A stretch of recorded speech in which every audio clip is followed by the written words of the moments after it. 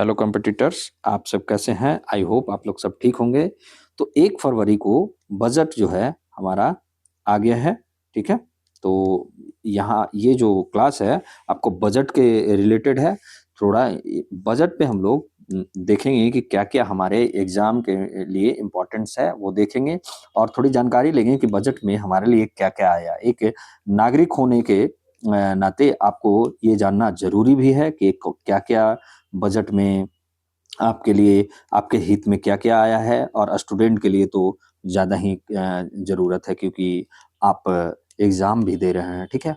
और नागरिक भी जो भी हैं, जो भी देखने वाले हैं प्लीज़ आप केयरफुली देखिएगा कि आपके लिए बजट में क्या आया है, ठीक है? और एग्ज़ाम पर्पज़ से तो हमारे लिए बहुत ही बेनिफिट है। और एक चीज़ और मैं बता देता हूँ कि ये जो जानकारी है आपका बजट का यहाँ पे आपको मैं बहुत सारा पेज में आया है, लेकिन यहाँ पे थोड़ा-सा आपको मैं ब्रीफ में लेके चलूँगा जो सिर्फ मेन पॉइंट हैं, वो मैं करवाते जाऊँगा। और देखिए आर्थिक समीक्षा का अभी तक मैम क्लास नहीं लेके आए हैं। हो सकता है कि अगर वो नहीं लें तो मैं लेके आ जाऊँगा और बजट मैं ये पूरा करवा दे रहा हूँ और जैसे मतलब आपका द हिंदू का क्लास जो होगी, उसमें बजट का फुल मतलब विस्तृत आपका जानकारी वहाँ पे दिया जाएगा क्योंकि वहाँ पे न्यूज़ बन के आता है, तो मुद्दे के साथ आपको रिलेट किया जाएगा, ठीक है? तो ये आप याद रखिएगा।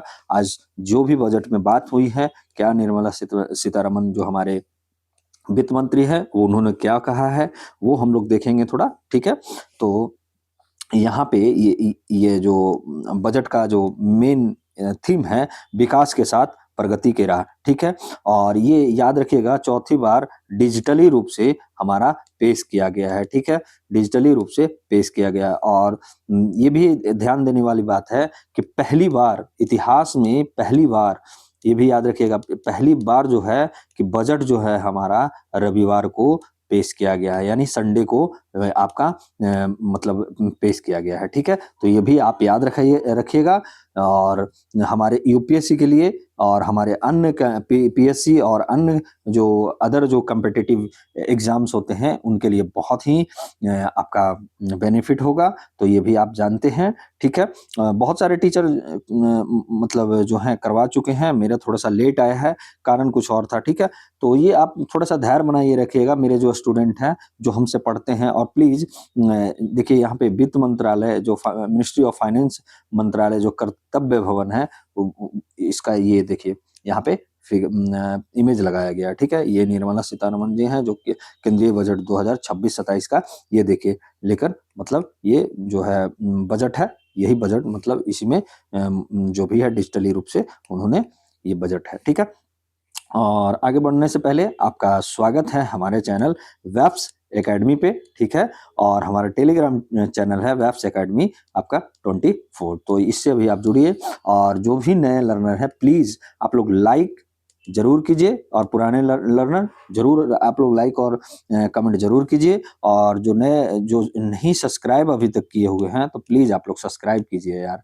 हम लोग को मोटिवेट मिलता है आप लोग प्लीज़ जो भी पहला जो 1000 बच्चे रहेंगे ना, उनके लिए क्या होगा कि आपके लिए स्टडी गिफ्ट दिया जाएगा। तो जो भी वीकली रूप से कमज़ोर हैं या ऐसे भी जो चाहते हैं कि खुद से अपना पढ़ाई को मतलब आगे बढ़ाएँ और हमारे साथ बने रहिए, आपको बहुत बेनिफिट होगा। आज का जो द हिंदू का भी जो क्लास होगा ना, आप देखिएगा कि किस तरीके से मैं करवाया हूँ। आप पीछे भी देख रहे होंगे कि इम्प्रूवमेंट आपके कहने पे ही इम्प्रूवमेंट मैं ला रहा हूँ, ठीक है? तो आपकी जैसी माँग रहेगा, आप फीडबैक तो दीजिए हमें, कमेंट में अपना कमेंट फीडबैक तो दीजिए कि हाँ सर इस तरीके से आप पढ़ाइए या इस तरीके से अच्छा लग रहा है, आपको और क्या करना है, आपको और क्या चाहिए? तो ये आप बताइएगा तो मैं आपका मतलब उस माँग की पूर्ति करूँगा, ठीक है?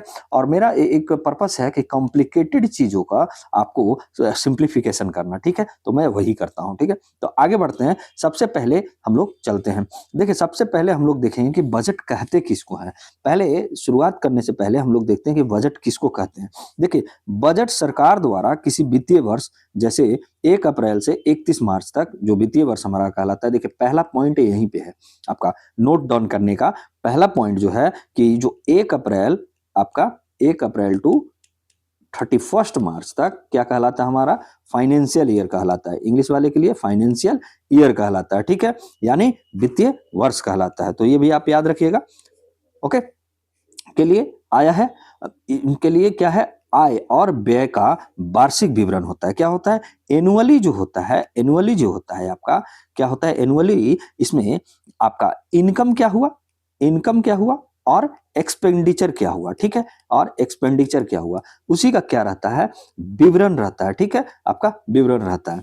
और इसे जो क्या कहा जाता है, इसे संविधान के अनुच्छेद आपका 112 के अंतर्गत वार्षिक वित्तीय विवरण, एनुअल फाइनेंशियल स्टेटमेंट कहा जाता है। याद रखिएगा, बजट कहीं भी संविधान में ऐसा शब्द नहीं लिखा गया है। ये आपको ध्यान देने वाली योग्य बातें हैं कि संविधान में कहीं भी बात नहीं किया गया है, लेकिन एनुअल फाइनेंशियल स्टेटमेंट यानी वार्षिक वित्तीय विवरण का संविधान में प्रावधान है। कौन सा आर्टिकल से, तो आप आर्टिकल नंबर 112 के तहत, ठीक है, तो ये आप याद रखिएगा। देख अब यहाँ पे चलते हैं थोड़ा सा कि देखिए सरल शब्दों में आप ये जानिए कि बजट क्या है, सरकार का, ठीक है, सरकार का क्या होता है, सरकार का ये क्या होगा, आपका आय और व्यय होता है, ठीक है, आय और व्यय होता है, ठीक है, यही क्या होता है, मतलब कहां से इनकम हुआ और कहां पे खर्च किया, तो ये ही होता है सरकार का। जैसे आप घर में देखते होंगे, जैसे हमारे मम्मी पापा, आप लोग जानते होंगे कि अगर आपके पापा या मम्मी जो भी कमाते हैं, तो वो क्या करते हैं कि जैसे इनकम आया, ठीक है, वो कमाए, खर्च कहाँ कर रहा है वो, तो इसी का जो होता है ना बजट, इसी को बनाया जाता है। जैसे कि घर आगे चलाने के लिए कहाँ पे क्या खर्चा करना चाहिए, क्या होना चाहिए, क्या अभी तक किए हैं, ये सब जो सारी चीजें जो होती है, इसी को कहा जाता है बजट, ठीक है। तो यानी सरकार का भी इसी तरीका का मोटिव रहता है। अब इसमें देखते हैं कि उद्देश्य क्या रहता है, ठीक है। उद्देश्य जो रहता है आपका सरकारी आय और व्यय का आकलन करना, आर्थिक विकास को बढ़ावा देना, सामाजिक न्याय और कल्याण करना, राजकोषीय जो अनुशासन बनाए रखना, संसाधनों का कुशल वितरण करना। तो ये भी आप याद रखिएगा। आई होप आप लोग को क्लास अच्छी लग रही होगी, ठीक है। तो अगर अच्छी लग रही है तो प्लीज आप लोग सब्सक्राइब जरूर कीजिएगा यार, बहुत मेहनत आपके पीछे करते हैं, ठीक है। तो ये भी बात आप ध्यान दीजिएगा, ओके। आप जो भी हम लोग आपके लिए लाते हैं ना, बहुत ही आपको देखे होंगे आप मेरे, अगर चैनल आप देख रहे होंगे तो बहुत अंदर से मैं आपके लिए काम करता हूं। ऐसा नहीं है कि ऊपर ऊपर से मैं आपको करवा दिया और चल दिया, ठीक है। देखिए अब यहाँ पे एक चीज और मैं थोड़ा सा समझा देता हूँ आपका, बजट, ठीक है, बजट, ठीक है। बजट में क्या होता है, एक मिनट, बजट, 1 मिनट वेट कीजिएगा, ठीक है। बजट, ठीक है, आप लोग ऐसे करके आप लोग बनाइएगा। मेरे पास पेज मैं नहीं लिया हूँ, और मैं जिस इंफ्रास्ट्रक्चर का मेरे पास कमी है आपको पहले ही बता चुका हूँ, जो भी नया। देखिए क्या है, पिछला वर्ष, ठीक है, इसमें क्या रहता है, इसमें पिछला वर्ष, ठीक है, पिछला वर्ष, जैसे 2026 का जो बजट है, ये 2026 का जो बजट है, मैं उसके अकॉर्डिंग बता रहा हूँ आपको। एक मिनट, मैं थोड़ा सा इसको और इधर कर लेता हूँ, और मैं आपके लिए अच्छे से करता हूँ, ठीक है। देखिए आप समझिएगा, यहाँ पे बजट हो गया कौन सा, 2026-27 का, ठीक है, 2026-27 का। इसमें क्या क्या होगा, यहाँ देखिए, इसमें पहला तो होगा पॉइंट पिछला वर्ष, ठीक है, पिछला वर्ष, ठीक है। लगभग क्या इसमें होता है, लगभग इसमें क्या होता है, लगभग अंतिम डाटा, ठीक है, अंतिम डाटा, ठीक है, अंतिम डाटा आता है, ठीक है। तो ये याद रखिएगा, मतलब क्या हो गया, 2024-25 में जो कार्य हुआ उसका लगभग अंतिम डाटा हुआ, ठीक है, जो 2024-25 से हुआ। वर्तमान में क्या हुआ, वर्तमान वर्ष भी होता है। सेकंड क्या हो गया आपका, वर्तमान वर्ष, ठीक है, वर्तमान वर्ष। वर्तमान वर्ष में मतलब कौन सा आ गया, इसमें क्या होता है, संशोधित आंकड़े। क्या संशोधित, मतलब जो हुआ ये आंकड़े होता है, ठीक है, संशोधित आंकड़ा होता है, संशोधित आंकड़ा, आंकड़ा आता है। मतलब 2025-26 में जो संशोधन, मतलब क्या क्या हुआ, ठीक है, मतलब क्या हो रहा है। और क्या है आपका थर्ड में जो आता है, थर्ड जो होता है आपका आने वाला, ठीक है, ये आने वाला, यानी इसमें एस्टिमेट यानी अनुमान लगाया जाता है, 2026-27 में का बजट का अनुमान लगाया जाता है। तो ये तीनों चीजों का यहाँ पे क्या रहता है, इसमें संकलन रहता है। तो ये आप याद रखिएगा कि बजट में क्या क्या रहता है, ठीक है। और चलते हैं इसमें, पहले थोड़ा सा हम लोग जानते हैं कि भारत में बजट के प्रकार क्या क्या है। तो पहला जो है आपका राजस्व बजट यानी रेवेन्यू बजट, राजस्व प्राप्तियां जैसे रेवेन्यू रिसिप्ट हो गया, राजस्व ये रेवेन्यू एक्सपेंडिचर यानी राजस्व व्यय हो गया। दूसरा क्या हो गया कि पूंजी बजट हो गया, कैपिटल बजट, जैसे आपका कैपिटल रिसिप्ट हो गया, ठीक है, यानी पूंजीगत प्राप्तियां हो गया, और कैपिटल एक्सपेंडिचर यानी पूंजीगत व्यय हो गया। ठीक है, बजट की अब यहाँ पे थोड़ा सा देखते हैं, बजट की प्रमुख संकल्पनाएं क्या क्या है, तो ये देखिएगा, देखिए राजकोषीय घाटा, ठीक है, ये राजकोषीय घाटा हो गया। दूसरा क्या होगा, राजस्व घाटा हो गया, और आपका थर्ड क्या होगा, प्राथमिक घाटा हो गया। ओके, और फिर क्या होता है, बजट घाटा। ठीक है, बजट घाटा, ये जो हम लोग थोड़ा सा इसको हम लोग थोड़ा सा समझते हैं कि किसको कहा जाता है, आपका राजस्व घाटा, और किसको कहा जाता है आपका क्या बोलते हैं, प्राथमिक घाटा, और क्या बोलते हैं, यहाँ पे थोड़ा सा हम लोग देखते हैं। देखिए क्या होता है ना, आपको ये जो प्राथमिक घाटा जिसको कहा जाता है, किसको, कि ये आपका राजकोषीय जो घाटा होगा ना, जैसे राजकोषीय घाटा हो गया, ठीक है, और जो हम लोग ब्याज देते हैं उसको माइनस कर देते हैं, तो ये क्या आ जाएगा, आपका प्राथमिक घाटा आ जाएगा। ठीक है, तो ये भी आप याद रखिएगा। ओके, हम लोग आगे बढ़ते हैं इसके बात का। ठीक है, थोड़ा डिटेल में जाने के लिए आपको जब मैं इकोनॉमिक्स पढ़ाऊंगा, या जो मैम पढ़ाएंगी, मैम का ही है, तो वो जब पढ़ाएंगी तो आपको पूरे डिटेल से बताएंगे। ठीक है, मेरे पास भी जब क्वेश्चंस आएंगे तो मैं उस समय आपको मैं पढ़ाऊंगा। ओके, तो ऐसा नहीं है। ठीक है, बजट बनाने की प्रक्रिया, आप देखिए किस प्रक्रिया से गुजरना पड़ता है, ये देखिए 5 प्रक्रिया होता है, ये आप याद रखिएगा, ये क्वेश्चंस पूछे जाते हैं, और यूपीएससी में तो पूछ चुका है। ठीक है, तो ये भी आप याद रखिएगा। ठीक है, अभी देखिए पहला क्या है कि विभिन्न मंत्रालयों से मांगे। ठीक है, क्या मांग होगा वो देखा जाता है। ठीक है, पहला, फिर उसमें क्या है, वित्त मंत्रालय द्वारा समेकन किया जाता है। थर्ड क्या हो गया कि आपका मंत्रिमंडल की स्वीकृति लेना पड़ता है, तो स्वीकृति दिया लोकसभा में। उसके बाद जो होता है, तीसरा इतना करने के बाद फोर्थ नंबर पे क्या होता है, लोकसभा में प्रस्तुत किया जाता है। जो ये क्या हुआ कि अभी प्रस्तुत किया गया है बजट। ठीक है, अभी पारित नहीं हुआ, ये बजट जो है आपका प्रस्तुत किया गया। फिर उसके बाद क्या हुआ, संसदीय चर्चा होगा, और फिर क्या माना जाएगा पांचवा में, कि पारित होना होगा। ठीक है, लोकसभा में प्रस्तुत किया अभी निर्मला सीतारमण जी, उस पर संसदीय चर्चा होगा, पारित होना। ठीक है, तो 5 चरणों से गुजरना पड़ता है। मांगे क्या है, दूसरा वित्त मंत्री द्वारा समेकन किया गया, फिर थर्ड स्वीकृति लेना पड़ेगा, चौथा में आपका लोकसभा में प्रस्तुत करना पड़ेगा, और पांचवा क्या होगा, संसदीय चर्चा और पारित होगा। ठीक है, अब यहाँ पे कि बजट का महत्व क्या है, तो ये हम लोग थोड़ा सा देखते हैं।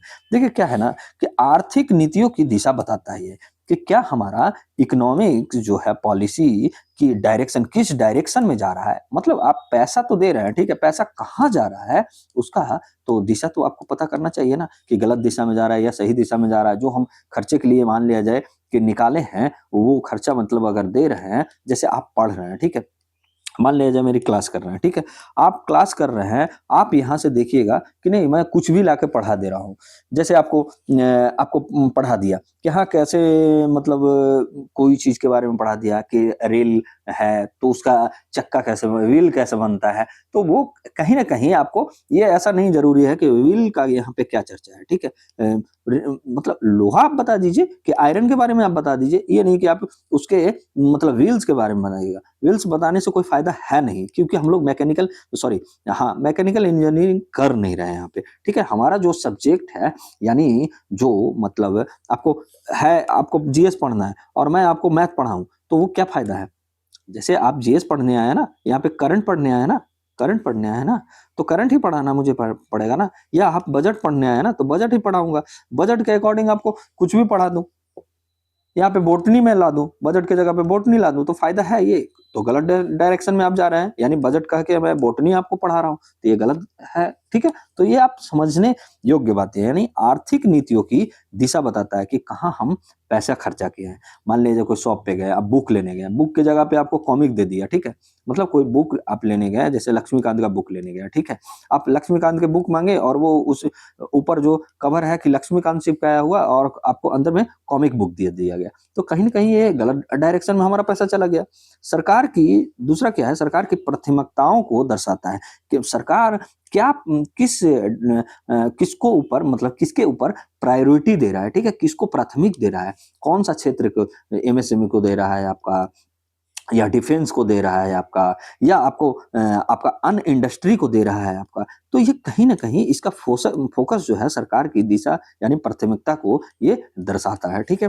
और थर्ड क्या है हमारा समसामयिक घटनाओं से जुड़ा विषय होता है, ठीक है? समसामयिक जो डेली जो करंट हम लोग पढ़ रहे हैं, डेली का जो है उससे ये घटनाओं से जुड़ा मुद्दा आता है कि कितना करंट डेफिसिट हुआ, कितना आरबीआई ने क्या मुद्रा का आपका बैंक रेट रखा, आपका बैंक रेट रखा, आपका लोन रेट रखा, तो ये क्या है ये कहीं न कहीं हमारा समसामयिक घटनाओं से जुड़ा विषय होता है। ओके? तो आप लोग समझ रहे होंगे? I understand? ओके? मुझे लगता है कि आप समझ रहे हो, ठीक है? मैं एक चीज़ और है, देखिए आपके लिए मैं इस तरीके से बजट को मैं लाया हूँ, ये भी ऑफ़िशियल वेबसाइट से ही मैं ये किया हूँ, ठीक है? जो भी है ऑफ़िशियल वेबसाइट से ही ये लाया गया है। लेकिन उससे बढ़ने से पहले थोड़ा-सा हम लोग थोड़ा-सा जानते हैं, ठीक है? देखिए, बजट में मैं जो पढ़ाया हूँ कि पिछले वर्ष लगभग अंतिम आंकड़े का क्या होता है, 2024 में जो भी है आपका आएँगे, ठीक है? चालू वर्ष जो होता है संशोधित आंकड़े 2025-26 के लिए जारी किए जाते हैं। आगामी वर्ष जो आने वाले हैं, बजट अनुमान लगाया जाता है, यानी बजट एस्टीमेट कहा जाता है, बीई कहा जाता है, ठीक है? तो ये भी आप याद रखिएगा, बजट एस्टीमेट। तो 2026 में क्या हुआ है, देखिए यहाँ पे थोड़ा-सा आप लोग को नोट डाउन करने की यो जहाँ पे मैं बोलूँगा ना नोट डाउन करने के लिए, या जहाँ पे आपको नहीं समझ में आ रहा है, तो प्लीज़ आप लोग कमेंट ज़रूर कीजिएगा। आज का सेशन में आप लोग को जो भी नहीं समझ में आए, तो प्लीज़ आप लोग से रिक्वेस्ट है, आप लोग कमेंट ज़रूर कीजिएगा, आपको मैं बाद में आके समझाऊँगा ज़रूर, ठीक है? देखिए यहाँ पे पहला जो है नोट डाउन करने की बात है कि निर्मला सीतारमण देश की पहली महिला वित्त मंत्री जिन्होंने सबसे अधिक बार बजट पेश किया है। देखिए पहली महिला ही नहीं, पहला जो वित्त मंत्री हैं, उन्होंने भी क्या है सबसे अधिक बार जो 9 बार, ठीक है? 9 बार बजट पेश किया है, तो ये सीधे-सीधे आपको जैसे वनडे एग्ज़ाम जो भी होते हैं, जो मतलब छोटे एग्ज़ाम भी होते हैं, आपको आपका रेलवे से लेके, ठीक है? आपको रेलवे से लेके आपको हाई लेवल तक का एग्ज़ाम जो है, ऐसा नहीं है कि रेलवे मतलब एग्ज़ाम ये है, लेकिन मतलब छोटा है, कोई भी एग्ज़ाम छोटा और बड़ा नहीं होता है। पर्पस क्या होता है कि सिलेबस पे डिपेंड करता है कि कितना सिलेबस में पढ़ना है, ठीक है? तो उसी अकॉर्डिंग हम लोग थोड़ा-सा देते हैं वेटेज देते हैं कि कौन-सा एग्ज़ाम क्या है, लेकिन सभी एग्ज़ाम मतलब अपने आप में बड़ा होता है, ठीक है? तो ये भी आप याद रखिएगा, ओके? तो ये पहला जो है आपका कि कितने बार मैं आपका बजट पेश किया है, तो ये 9 बार पेश किया है। कौन किन्होंने किए हैं? तो ये निर्मला सीतारमण जी ने किए हैं, ठीक है? तो पहला महिला महिला जो वित्त मंत्री है और प्लस में पहला वित्त मंत्री भी जो है, जो सबसे अधिक बार बजट पेश किया है। मोरारजी देसाई ने 6 बार बजट पेश किया था, ठीक है? तो ये भी आप याद रखिएगा कि मोरारजी देसाई के बाद जो सबसे ज़्यादा मतलब के बाद नहीं, जो सबसे ज़्यादा मतलब पेश किए हैं वो महिला मतलब निर्मला सीतारमण जी है, ठीक है? इतिहास में ये भी दूसरा जो है आपका क्या याद रखने वाली है कि इतिहास में यह पहली बार की बजट है जो रविवार को पेश किया गया है। देखिए यहाँ पे पहला पॉइंट ये याद करिएगा कि पहला वित्त मंत्री जो 9 बार पेश किया है मतलब सबसे अधिक बार, और महिला में भी, ठीक है? दूसरा में अगर पूछ दिएगा मतलब देखिए दूसरा क्या, कोई एग्ज़ाम जो होता है ना, आप देखिएगा फँसाना आपको रहेगा ना, आयोग को अगर आपको फँसाना रहेगा, कोई भी आयोग हो, एसएससी हो, पीएससी हो, यूपीएससी हो या कोई भी आयोग हो, क्या करता है, वो कहीं न कहीं आपको ऐसा ट्रिकी मतलब ऐसा छोटा चीज़ पूछ देगा। जैसे यहाँ पे देखिए, हम लोग तो याद करके गए कि सबसे अधिक बार किसने किया? आपका निर्मला सीतारमण जी ने। यहाँ पे एक क्वेश्चन और फँसा सकता है कि पहली महिला बनी, तो ये भी हम लोग हो सकता है कि याद रखें। लेकिन यहाँ पे ये पूछ देगा कि कौन-सा पुरुष मतलब पुरुष मतलब इस तरीके से भी जेंडर जेंडर से भी पूछ देता है कि कौन सा पुरुष जो सबसे ज्यादा मतलब सबसे अधिक बार बजट को पेश किया है, तो हमारा क्या हो जाएगा यहाँ पे, मोरारजी देसाई जी होंगे, ठीक है? तो ये भी याद रखिएगा 6 बार उन्होंने किया है। और थर्ड क्या है हमारे लिए इंपॉर्टेंट कि इतिहास में यह पहली बार हुआ है कि बजट रविवार को पेश किया गया है, तो ये भी आप याद रखिएगा। आगे चलते हैं। आगे क्या कर रहा है कि देखिए इसे पूरी तरह डिजिटल बजट के रूप में प्रस्तुत किया गया है, तो ये भी याद रखने वाली बात है। तो चौथा नंबर हमारा क्या हो गया, और ये चौथी डिजिटल बजट है, ठीक है? चौथा बार डिजिटल बजट पेश किया गया है। इसमें कोई पेपर का झंझट नहीं है, पेपरलेस है, तो ठीक है, ये भी आप याद रखिएगा, बिना कागज का है, ठीक है? शुरुआत जो 1 फरवरी से कब से होने लगा, पहले जो था आपका 2017 तक क्या था कि आपका मतलब 2017 के पहले तक क्या था कि आपका बजट जो पेश होता था ना, वो आपका कब होता था, आपका लगभग जो होता था ये पेश होता था आपका फरवरी 28 फरवरी को, ठीक है, 28 फरवरी को ये पेश होता था। लेकिन क्या किया गया आपका, इसको फिर बाद में क्या किया गया, जब 2017 में जब पीएम प्रधानमंत्री जो हैं मोदी जी के जब कार्यकाल आया, तो उन्होंने क्या किया कि 1 फरवरी से बजट को, मतलब फरवरी 2017 से 1 फरवरी को ही घोषित किया, मतलब पेश करने के। देखिए क्या होता था, पहले जो फरवरी का आखिरी दिन में जो पेश होता था ना, तो क्या किया जाता था, 28 फरवरी को पारित करना किया गया, ठीक है, करने में लगा। लेकिन इसको पारित करने में जो समय लग जाता था, मान लीजिए कि अभी पेश किया गया 1 फरवरी को, ठीक है, ओके, इसमें क्या होगा कि आपको पारित करना, संसद पे चर्चा होगा, क्योंकि हम लोग पढ़े हैं कि 5 आपका प्रक्रिया से गुजरना पड़ता है। 5वां प्रक्रिया में यहाँ पे क्या होता है कि आपका पारित होता है। तो ये भी आप याद रखिएगा, इसीलिए मैं प्रक्रिया बताया कि किस प्रक्रिया से गुजरना पड़ता है, ताकि आपको समझ में आए। मेरा ये पर्पस नहीं होता कि मैं बजट लाऊं और ऐसे ही पढ़ा के और चला जाऊं कि क्या हुआ, कितना मुद्दा। उससे ज्यादा तो बेटेज आपको ये देना पड़ेगा कि बजट होता कैसे है, प्रक्रिया। आप तो एक नंबर वाइज जो होता है ना, कि आप नंबर कितना सवाल पूछ सकता है, ये बताइए कितना सवाल पूछेगा। आप डेली करंट पढ़ रहे हो, डेली करंट पढ़ रहे हो, आप पढ़ते जा रहे हो, पढ़ते जा रहे हो, ठीक है, तो उसमें तो आपको ऐसे ही याद हो जाएगा कितना एलोकेशन किया, किस आपका इंडस्ट्री पे किया, एमएस पे किया, आप डिफेंस में कितना किया, शिक्षा पे कितना किया, आपका सहकारी और आपका सामाजिक मंत्रालय पे कितना किया, ट्राइबल पे कितना किया। तो ये जरूरी नहीं है हमारा यहाँ पे पर्पस हमारा पहले ये है कि बजट होता क्या है, पहले जड़ तो हम समझे। कहा जाता है कि अगर जड़ जो है मजबूत है आपका, जैसे आपका बेसिक अगर मजबूत है, तो आपको उसके ऊपर जो समझने में आसानी होगा, ठीक है। तो मेरा मतलब है, कोई भी पेड़ अगर आप लगा रहे हैं तो उसका जड़ को मजबूत कीजिए, उस पर पानी डालिए, सिंचाई कीजिए उसको, तभी आप कुछ अच्छा कर पाओगे, ठीक है। तो मेरा यही तरीका है। आपको अगर अच्छा लगता है तो बहुत अच्छी बातें हैं, आपको अगर और मतलब जैसे सारे टीचर करवा रहे हैं ना, वैसे आपको पढ़वाते हुए मैं चलूं लाऊं, हाँ भैया ये बजट में इतना एलोकेट किया, ये किया, आपको जीरो तो बनना है भैया, जीरो अब बनिए, पहले जीरो बनना सीखिए, जीरो बनना सीखिए, जीरो। कोई कहता है ना कि हीरो बनो, हीरो मत बनो भैया, पहले आप जीरो बनो, एकदम जीरो, जीरो से बनो, जीरो से स्टार्ट करो। अरे भाई जीरो के बिना कुछ होता ही नहीं है, हमारा ही देश है जो देना है जीरो, याद है ना, किसने दिया था, जीरो हमारा ही है देश का देन। तो पहले आप जीरो तो बनो, तब तो हीरो बनोगे। आप जीरो हो ही नहीं, आप अपने को पहले ही समझ लिए हीरो, भैया पहले कैसे से हीरो समझ लिए, ऐसा नहीं होता है। आप पहले जीरो बनो, फिर आप हीरो बनो। मेरा ये आपके लिए एक सजेशन है, ठीक है, आपको मानना है मानिए, नहीं मानना है मत मानिए, ठीक है। तो मेरा ये आपका क्या है कि इसी तरीके से मैं चलूंगा, आपको अगर अच्छा लगता है तो बहुत अच्छी बात है। आप एक बार मेरे मेरे मेरा भरोसा करके आप देखिए, आपको अगर एग्जाम ना निकले, आप जिस दिन एग्जाम निकलेगा मैं आपको अपना एड्रेस भी दूंगा, ठीक है, एड्रेस भी मैं आपको रिवील कर दूंगा। आप उस जगह पे आप आइएगा और आप हमको बताइएगा, ठीक है, आप जरूर हमसे मिलने आइएगा, ठीक है, ओके। तो ये हम लोग देखते हैं कि सरकार द्वारा जो घोषित 3 मतलब यहाँ पे कर्तव्य दिया गया है, कि मतलब एक चीज और मैं आपको समझा देता हूँ। देखिए क्या होता है, थोड़ा सा यहाँ पे लोगों को क्या आपका दिक्कत होती है ना, ये हम देखे हैं, आपको मुझे पता चलता है कि क्या होता है इसमें दिक्कत। पहले तो लोग ये समझ लेते हैं कि जो बजट होता है और जीडीपी एक ही समझ लेते हैं, बहुत लोगों को कंफ्यूजन होता है, मुझे ऐसा आई थिंक लगता है, ठीक है। तो जीडीपी और बजट जो एक ही है, ठीक है, जीडीपी वर्सेस बजट। बजट तो आप जान लिए हैं कि सरकार का क्या होता है, आय और व्यय होता है, ठीक है, व्यय होता है, कमाई और खर्चा होता है, ये आप याद रखिए। और जीडीपी जो होता है ना, देश के भीतर जो होता है आपका, देश के भीतर नागरिकों के द्वारा, मतलब जो नागरिक होते हैं, नागरिक, देश के नागरिक, उनके द्वारा कुल कितने वस्तु, मतलब कितने वस्तु सेवा का उत्पादन हुआ, कितने, एक वर्ष में, ठीक है, एक वर्ष में देश के भीतर क्या हुआ, एक मिनट, आपको देश के भीतर नागरिक द्वारा मतलब क्या हुआ, एक वर्ष में कितने वस्तु वस्तु और आपका सेवाओं का उत्पादन किया, उसका जो मौद्रिक मूल्य लगाया जाता है, मूल्य जो वैल्यू होता है, वही कहलाता है हमारा जीडीपी। तो ये सिंपल सा समझिए। और बजट जो होता है, सरकार का कमाई और खर्च कहाँ कर रहा है, तो यही बस आपको समझाना था, ठीक है। आगे बढ़ते हैं हम लोग। क्या है, देखिए, सरकार द्वारा क्या किया गया है, घोषित 3 कर्तव्य घोषित किया गया है, ठीक है? तो ये बजट अब हम लोग शुरुआत कर चुके हैं, ठीक है?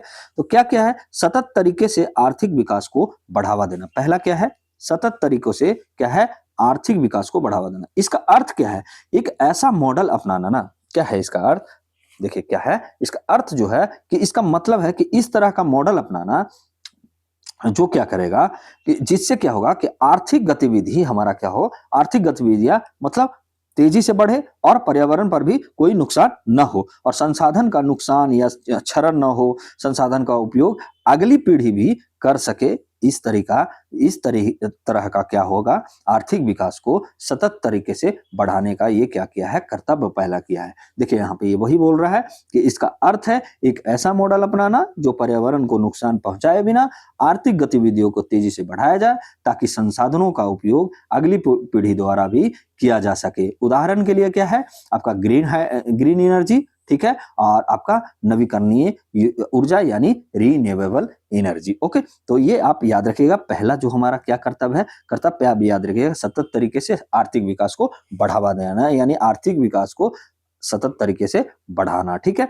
तो ये आप याद रखिएगा। कैसे करेगा कि हम लोग को एक ऐसा मॉडल अपनाना है जो आर्थिक वृद्धि तो करना है, मतलब समृद्धि होना चाहिए, लेकिन पर्यावरण को कोई नुकसान नहीं पहुंचाना है। सेकंड क्या है हमारा कि जनता की आकांक्षाओं को पूरा करना, यानी क्या कह रहा है आपका आकांक्षाओं को, ये मेरे द्वारा किया गया है, जन आकांक्षाओं को पूरा करना है। इसका अर्थ क्या होगा? इसका मतलब ये है कि देश की जो नागरिक है ना, जो नागरिक हैं उनकी इच्छा को पूरा करना है। उनकी इच्छा क्या है कि रोजगार चाहिए उनको, ठीक है, उनको कौशल चाहिए, स्किल चाहिए, स्किल प्रोवाइड कीजिए। महिलाओं को क्या चाहिए? महिला सशक्तिकरण चाहिए। कमजोर वर्गों को क्या चाहिए कि आपको पहुंच चाहिए, जहां तक उनकी सहायता करने वाली बात है। तो यहाँ पे यही कह रहा है कि इसका अर्थ है कि देश के नागरिकों की इच्छा को पूरा करना, जैसे रोजगार प्रदान करना, उन्हें कुशल बनाना, कमजोर वर्गों की सहायता करना और महिलाओं को सशक्त बनाना, यह है जनता की आकांक्षाओं को पूरा करना, यानी जन आकांक्षाओं को पूरा करना है। तो ये आप दूसरा आप कर्तव्य याद रखिएगा। और थर्ड जो हमारा कर्तव्य है, ये आपको याद रखने ही जरूरी है, ये याद रखना आपको जरूरी है, ये भी याद रखिएगा, ठीक है? थर्ड जो है सबका साथ सबका विकास, ये तो स्लोगन बीजेपी का ऑलरेडी है, तो ठीक है, ये सबका साथ सबका विकास, यानी इसका मतलब जो होगा कि यह सुनिश्चित करना है कि सभी को संसाधनों, सुविधाओं और अवसरों तक समान पहुंच प्राप्त हो, यानी सभी को क्या करना है, अवसरों तक समान रूप से पहुंच मिल पाए, यानी पहुंच पाए, इसके लिए काम करना है, सबका साथ सबका विकास। ओके, तो ये आप याद रखिएगा। आगे चलते हैं, आगे क्या कर रहा है, देखिए सरकार द्वारा 3 प्राथमिकताओं यानी प्रायोरिटी घोषित किया गया है। क्या है 3 प्रायोरिटी, क्या रखा गया है 3 प्रायोरिटी?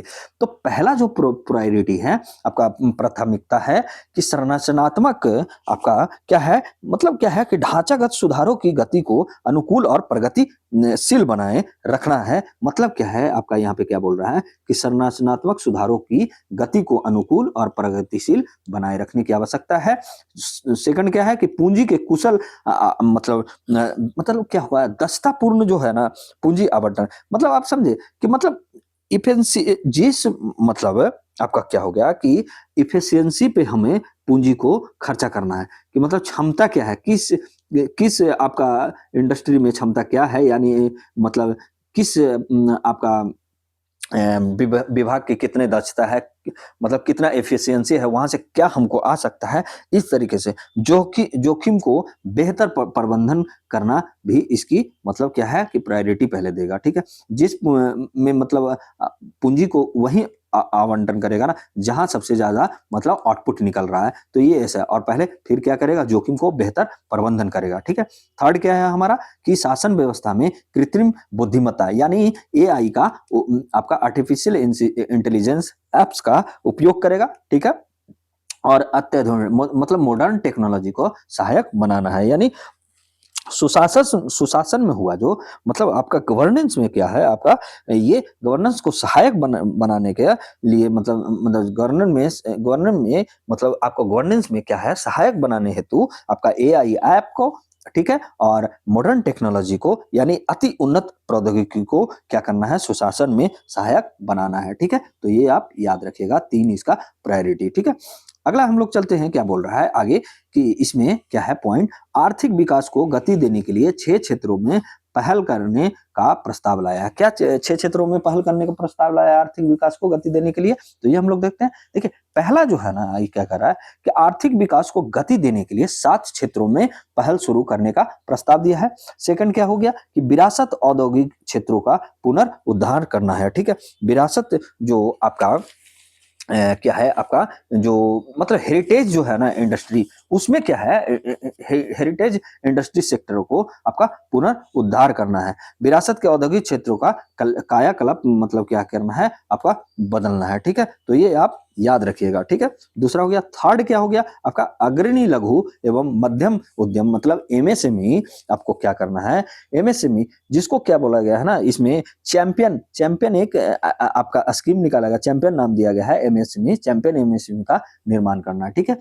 तो क्या करना है आपका अग्रणी लघु उद्योग एवं मध्यम उद्यम को क्या करना है यानी चैंपियंस। ठीक है, चैंपियंस यहाँ पे लिख लीजिएगा, चैंपियंस। ठीक है, चैंपियंस एमएसएमई का निर्माण करना है। और फोर्थ क्या है आपका अवसंरचना को सशक्त प्रोत्साहन आपका प्रदान करना है, और आपका मतलब जो इंफ्रास्ट्रक्चर को सशक्त आपको आपका प्रोत्साहन प्रदान करना। ठीक है, और 5 क्या है, फिफ्थ नंबर दीर्घकालिक ऊर्जा सुरक्षा और स्थिरता सुनिश्चित करने के लिए ये प्रतिबद्धता रहेगा। ठीक है, दीर्घकालिक ऊर्जा सुरक्षा और अस्थायित्व सुनिश्चित करना है आपका 5वां नंबर। और 6ठा नंबर क्या है कि शहरों में आर्थिक क्षेत्र में विकसित करना है, शहरों में आर्थिक क्षेत्र विकसित करना है। तो ये 6 जो क्षेत्र है आर्थिक विकास को गति देने के लिए, ये 6 क्षेत्रों में पहल करने का प्रस्ताव लाया है। तो ये भी आप याद रखिएगा।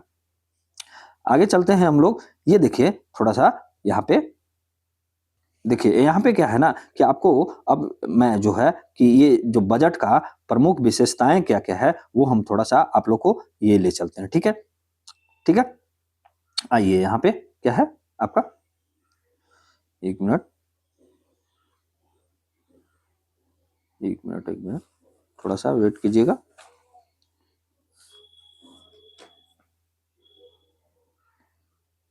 ठीक है, देखिए यहाँ पे जो है हमारा आपको,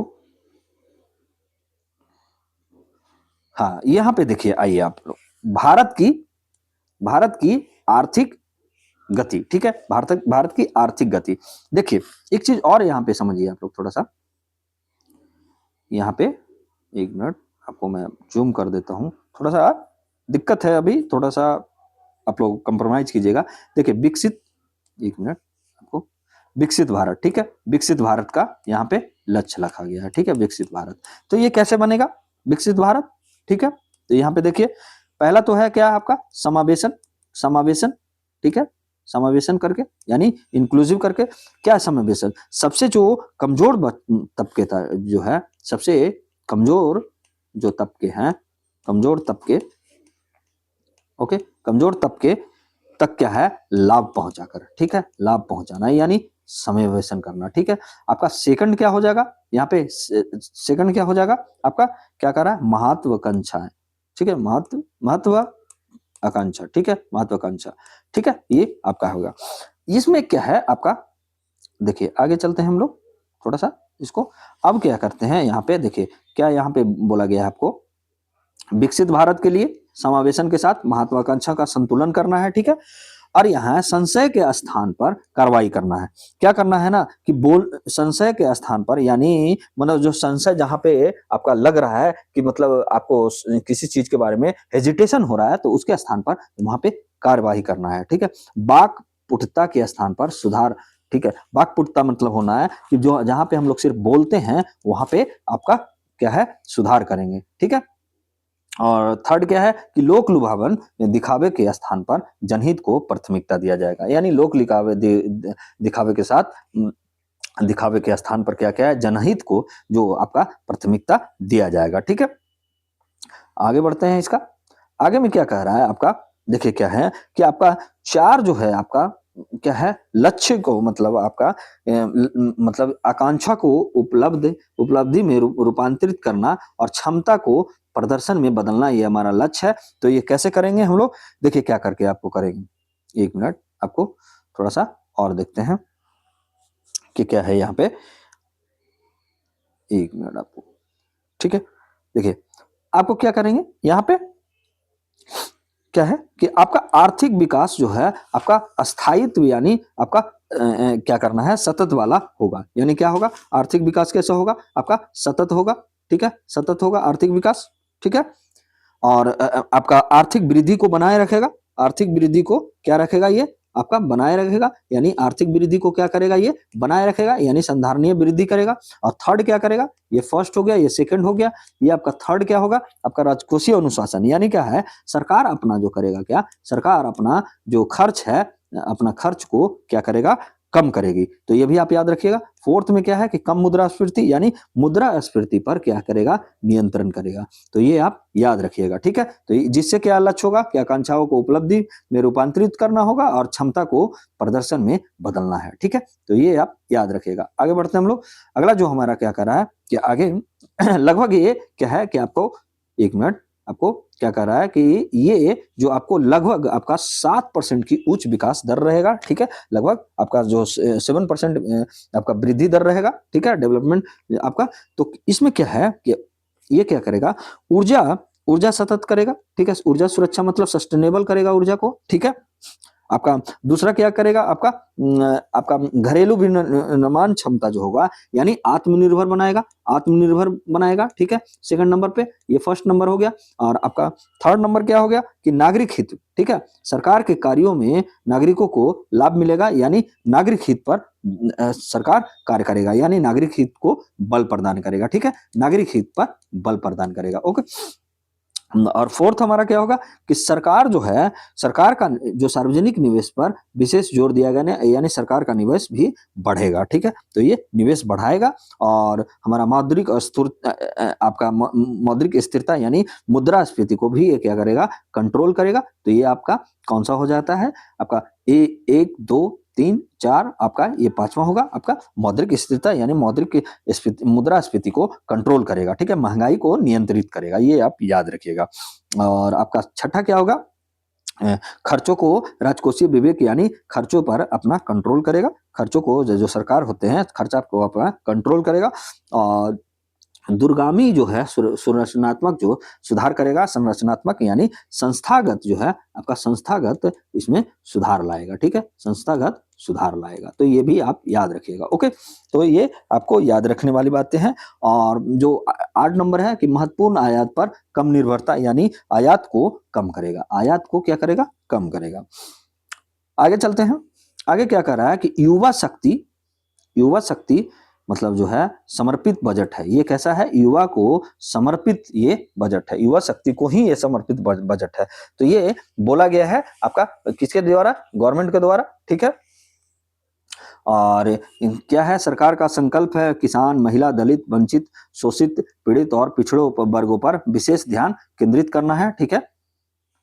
आगे चलते हैं कि इसमें जो है हमारा क्या दिया गया है कि आदमी मतलब ये गुड गवर्नेंस कैसे आएगा।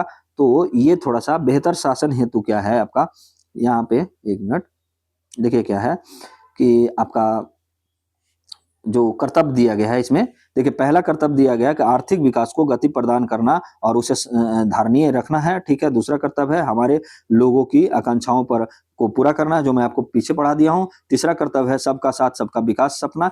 देखिए पहला जो है उत्पादकता और प्रतिस्पर्धा बढ़ाना है।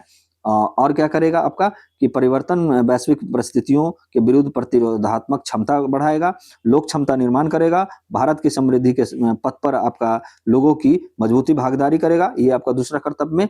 और थर्ड में सबका साथ कैसे विकास, सबका साथ सबका विकास का सपना कैसे है, यह सुनिश्चित करना है कि प्रत्येक परिवार, समुदाय, क्षेत्र और सेक्टर के पास संसाधनों और सुविधाओं और सार्थक भागीदारी को के अवसर तक पहुंच हो, ठीक है। और यहाँ पे है थोड़ा सा हमारा कि ये युवाओं के कैसे है सुधरे, तो बेहतर शासन के लिए क्या होता है, यानी गुड गवर्नेंस के लिए, गुड गवर्नेंस के लिए क्या है आपका, क्या है आपका देखते हैं कि ये क्या करेगा कि एआई जो है आपको मैं पीछे भी पढ़ा चुका हूँ, एआई एंड मॉडर्न टेक्नोलॉजी को क्या करेगा का प्रयोग करके क्या करेगा, भ्रष्टाचार जो होगा, भ्रष्टाचार जो होता है उसको आपका मतलब समाप्त करेगा। कौन, आपका एआई द्वारा, ठीक है। ये पहला द्वारा क्या करेगा, भ्रष्टाचार को समाप्त करना है, भ्रष्टाचार को समाप्त करना है, ठीक है, ओके।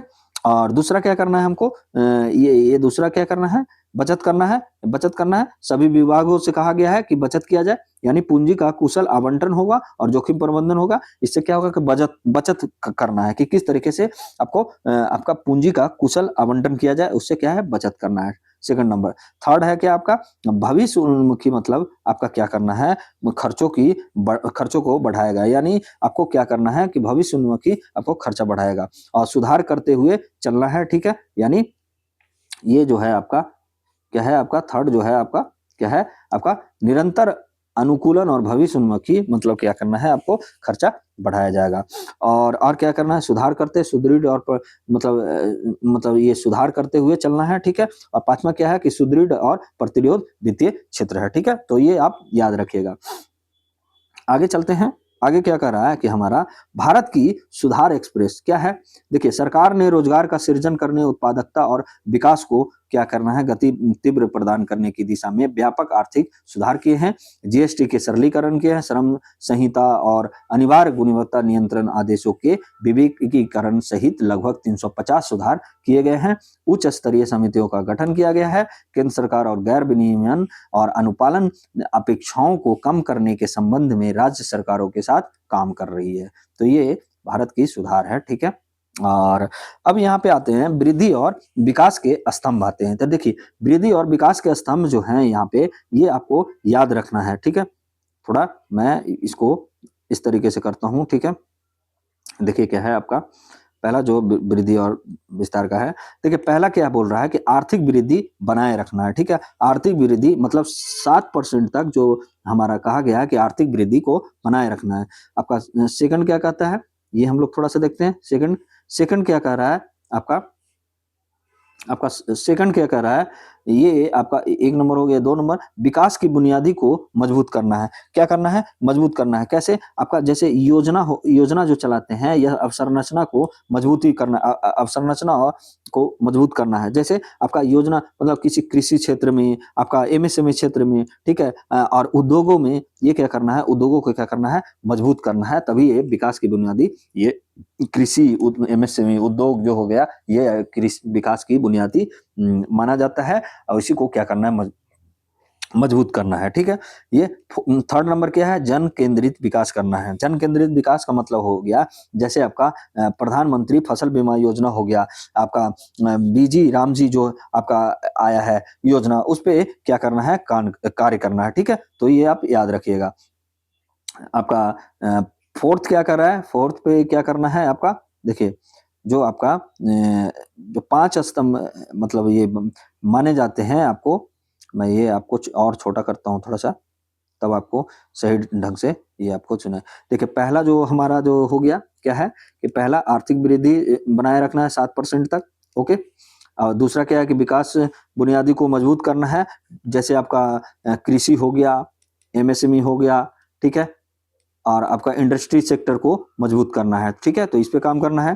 थर्ड आपका क्या हो गया, थर्ड आपका हो गया कि जन केंद्रित विकास, यानी आपका प्रधानमंत्री आपका फसल बीमा योजना, ठीक है। फसल FBY, ठीक है। और आपका बीजी रामजी योजना, जिसको मनरेगा पहले बोला जाता है, उसको उस पे कार्य करना है, ठीक है। फोर्थ क्या होगा कि विश्वास आधारित शासन व्यवस्था लाना है। मतलब क्या है कि वैसा शासन जिस पर लोगों को विश्वास हो, तो उस तरीके का विश्वास आधारित शासन व्यवस्था लाना है, ठीक है, बनाना है, ओके। और पांचवा क्या हो गया हमारा कि व्यापार सुगमता और जीवन सुगमता करना है, ठीक है। मतलब क्या है कि कानून को और भी सिंप्लीफिकेशन किया जाए। यहाँ पे क्या हो गया कि लॉ का और भी सिंप्लीफिकेशन किया जाए, ठीक है। तो इस तरीके से क्या होगा कि व्यापार सुगमता और जीवन सुगमता होगा। फिफ्थ क्या से आपका 1 2 3 4 6 क्या होगा आपका कि राजकोषीय मामले में आपका क्या है, क्या करना है, बचत और सही उपयोग करना है। राजकोषीय मामले में बचत और सही उपयोग करना है। तो ये जो स्तंभ है ना, वृद्धि और विकास के 6 स्तंभ है, उनको आप याद रखिएगा, ठीक है। उनको आप याद रखना ही रखना है, ठीक है। तो ये आपको पूछ सकता है, ठीक है। तो ये आप याद रखिएगा। आगे बढ़ते हैं हम लोग। आगे क्या कर रहा है हमारा, थोड़ा इसको अब जूम करता हूं।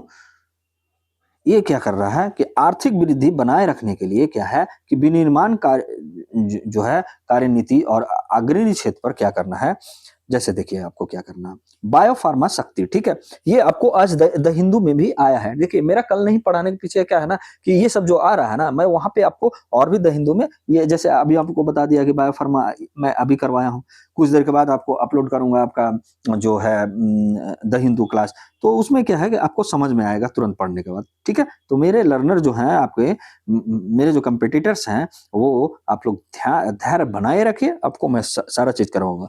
देखिए जैसे बायोफार्मा शक्ति हो गया, आपको कार्यक्रम शुरू किया गया है।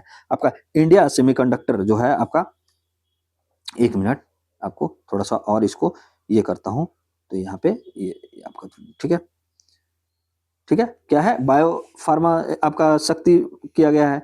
इंडिया सेमीकंडक्टर मिशन 2.0 चलाया गया है, ठीक है। और रेयर अर्थ आपका जो है परमानेंट और मैग्नेट अनुसंधान, खनन प्रसंस्करण और विनिर्माण के लिए स्कीम चलाया गया है, ठीक है। तो ये आप याद रखिएगा। और समर्पित जो है आपका घरेलू उत्पादन को बढ़ाने के लिए 3 समर्पित रासायनिक पार्क भी खोले जाएंगे। और आपका खेल कूद के लिए किफायती सामानों के विनिर्माण के लिए समर्पित पहल भी चलाए जाएंगे, तो ये भी आप याद रखिएगा। और 200 से पुराने जो है उद्योग खोले जाएंगे, तो ये आप याद रखिएगा।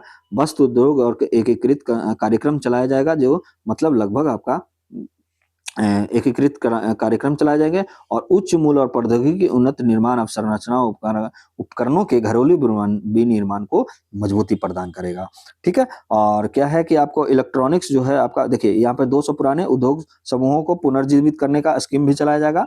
इलेक्ट्रॉनिक्स कंपोनेंट्स को विनिर्माण स्कीम भी लाया जाएगा।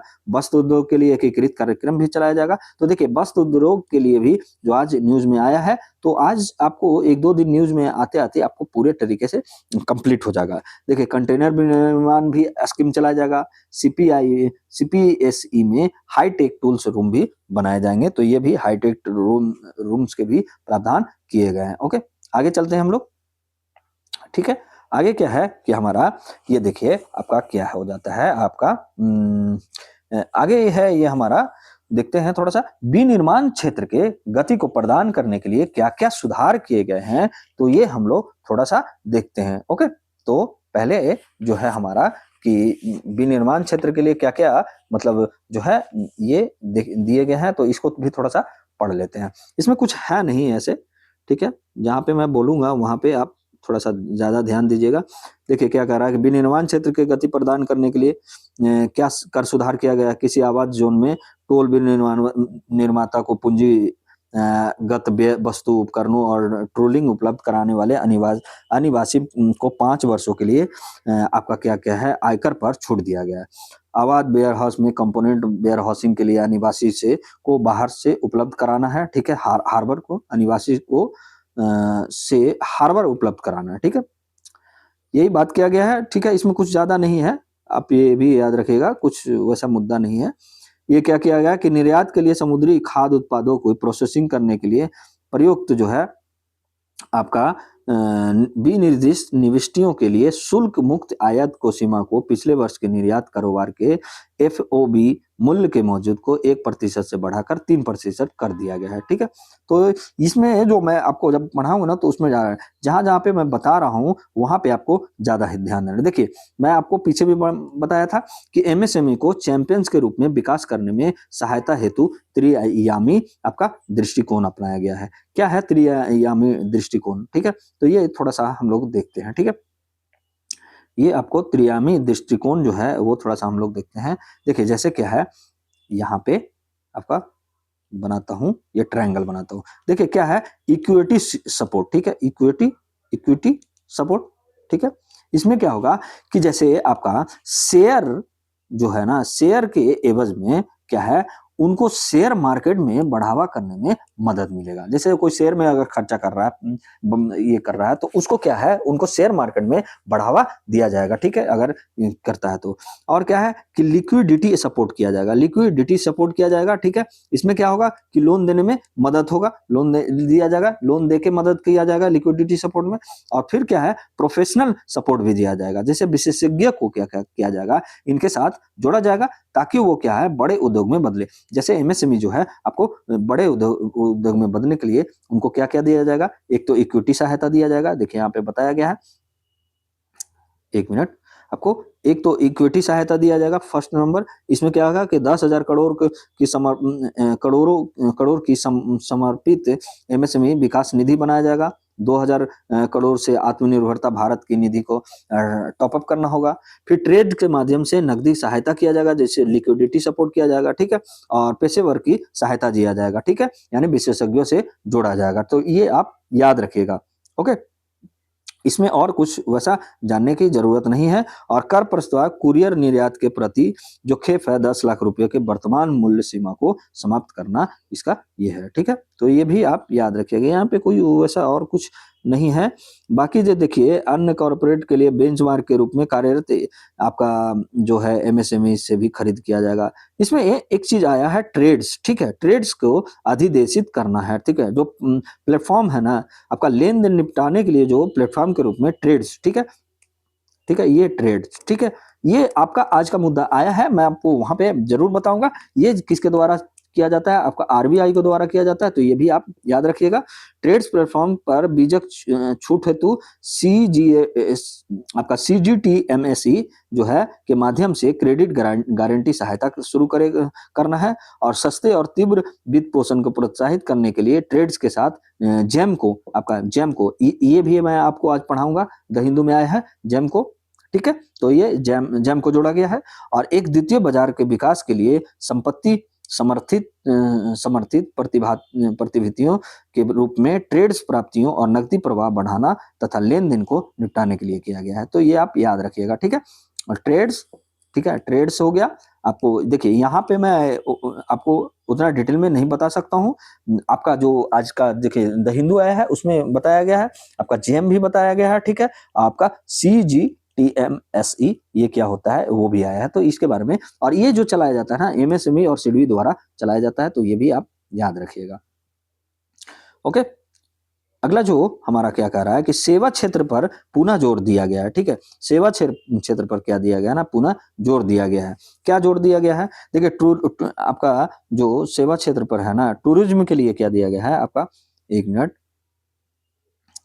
आपको क्या है यहाँ पे, विकसित भारत के मुक्त कारक के रूप में उच्च अधिक प्राप्त शिक्षा में रोजगार उद्यम सेवा क्षेत्र में क्या दिया गया है, क्या है ना यहाँ पे थोड़ा सा इसमें आगे बढ़ते हैं हम लोग, ठीक है। देखते हैं कि क्या पुनर्जोर दिया गया है। टूरिज्म को क्या दिया गया है आपको लिए 5 मेडिकल क्षेत्रों में कार्य किया जाएगा, ठीक है, टूरिज्म के लिए। और ये भी मुद्दा आया है तो मैं वहां पे पढ़ाऊंगा।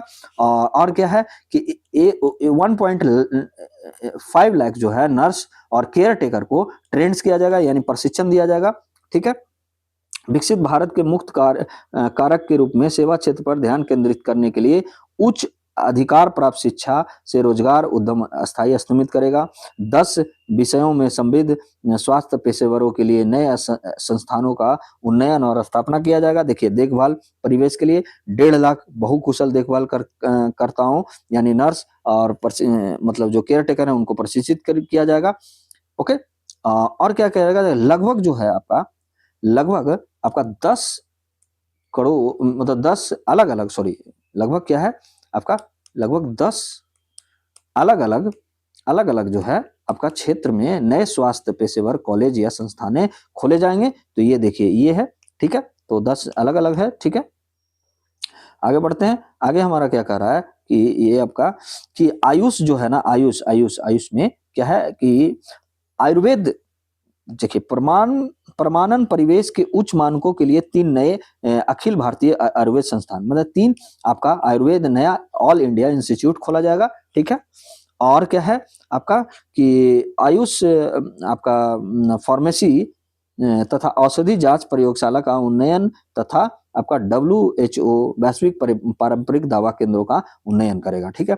और क्या है ऑरेंज, एक देखिए आपका ऑरेंज इकोनॉमी जो है आपका एक आया है, जैसे आपका इसमें जो कंटेंट क्रिएटर होंगे ना, जितना पैसा जो कमाते हैं उस पूरी इकोनॉमी को क्या कहा जाएगा आपका ऑरेंज इकोनॉमी कहा जाएगा। तो ये याद रखिएगा, ठीक है। जैसे मतलब आपको मैं पढ़ा रहा हूं तो ये क्या है आपका, मैं कंटेंट क्रिएट कर रहा हूं और आपको पढ़ा रहा हूं तो ये क्या हो जाएगा आपका ऑरेंज इकोनॉमी में आ जाएगा।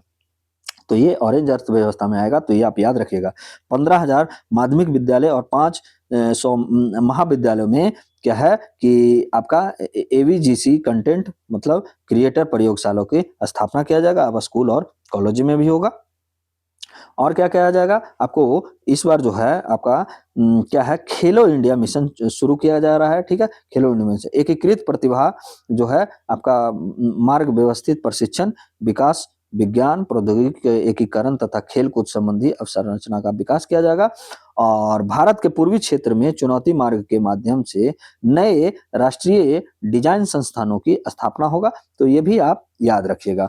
इसमें क्या हैगा कि मतलब एजुकेशन, एक चीज और यहाँ पे बोला गया है आपका एजुकेशन आपका एजुकेशन में क्या किया गया है आपका, एक मिनट थोड़ा सा हम लोग चलते हैं नीचे, ठीक है। देखिए यहाँ पे क्या किया गया है, देखिए पर्यटन के लिए जो आपको मैं पहले बोला है आपको, देखिए यहाँ पे एक मिनट इसको और छोटा करते हैं, ठीक है।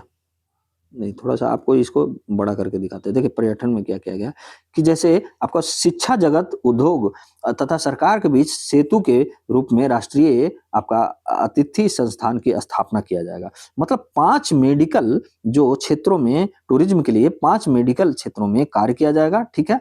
20 विशेष पर्यटन स्थलों में आपका 10,000 गाइडों का कौशल विकास पायलट स्कीम चलाया जाएगा। सभी महत्वपूर्ण संस्थानों के डिजिटल दस्तावेज बनाने के लिए राष्ट्रीय गंतव्य डिजिटल ज्ञान ग्रिड उपलब्ध किया जाएगा। चुनिंदा राज्यों में पारिस्थितिकी रूप से संधारणीय माउंटेन ट्रेलर्स आपका ट्रेल्स, आपका टर्टल ट्रेल्स, आपका वर्ड वाचिंग ट्रेल्स आपका विकसित कर किया जाएगा। भारत का पहली बार ग्लोबल बिग कैट, ठीक है। बिग कैट में आपको याद होना चाहिए कि क्या होगा कि बिग कैट में जो आता है आपका टाइगर आता है, आपका ये भी याद रखिएगा, लियोपार्ड आता है यानी तेंदुआ आता है जो मैं आपको पढ़ाया हूँ, तो ये आता है, और चीता आता है, तो ये बिग कैट, तो ये आप याद रखिएगा। यहाँ पे ये बातें जो है कि बिग कैट आपको किया जाएगा, ठीक है, पर्यटन में, ओके। ऑरेंज इकोनॉमी याद रखिएगा। आयुष में आयुर्वेदा में 3 नए ऑल इंडिया इंस्टीट्यूट खोला गया है, ये भी याद रखिएगा, ओके। यहाँ पे एक नया चीज देखिए यहाँ पे ये भी हो गया पूर्वोत्तर में जो आपको बौद्ध सर्किट विकसित किया जाएगा, ठीक है। नॉर्थ ईस्ट राज्य में क्या है, बौद्ध सर्किट आपका विकसित किया जाएगा, ये भी आप याद रखिएगा। एक चीज और यहाँ पे हुआ है जो सबसे बड़ा चीज है आपको देखने जानने वाली बात है कि शिक्षा में जो है, एजुकेशन में शिक्षा बड़े औद्योगिक एवं लॉजिस्टिक गलियारों के आसपास 5 विश्वविद्यालय टाउनशिप का विकास किया जाएगा।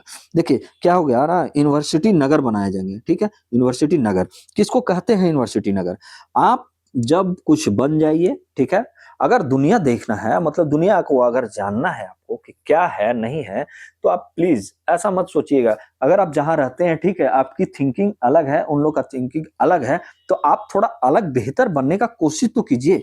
आप इतना कुछ जानते हैं, आप बेहतर बनते नहीं है।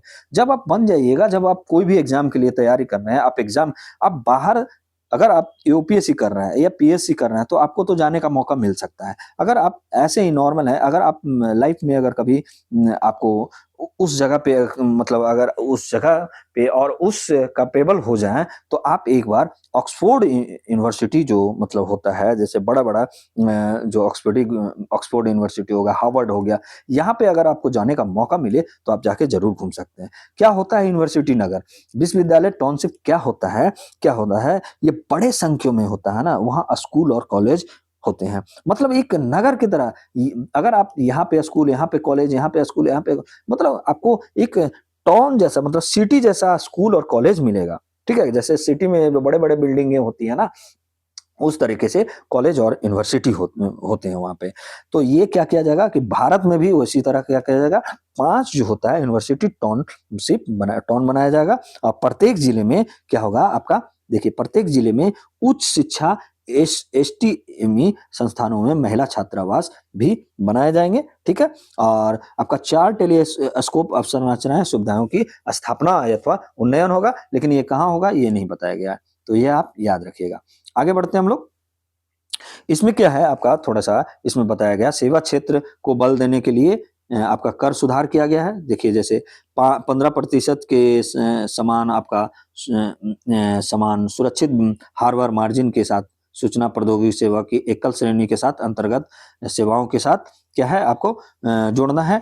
और क्या करना है यहाँ पे, आईटी सेवाओं के लिए है जो आपको सुरक्षित हार्बर 300 आपका ये करना है, ठीक है। तो ये ध्यान दीजिएगा थोड़ा बहुत, ठीक है, ऐसा कुछ नहीं है। बाकी आगे चलते हैं हम लोग।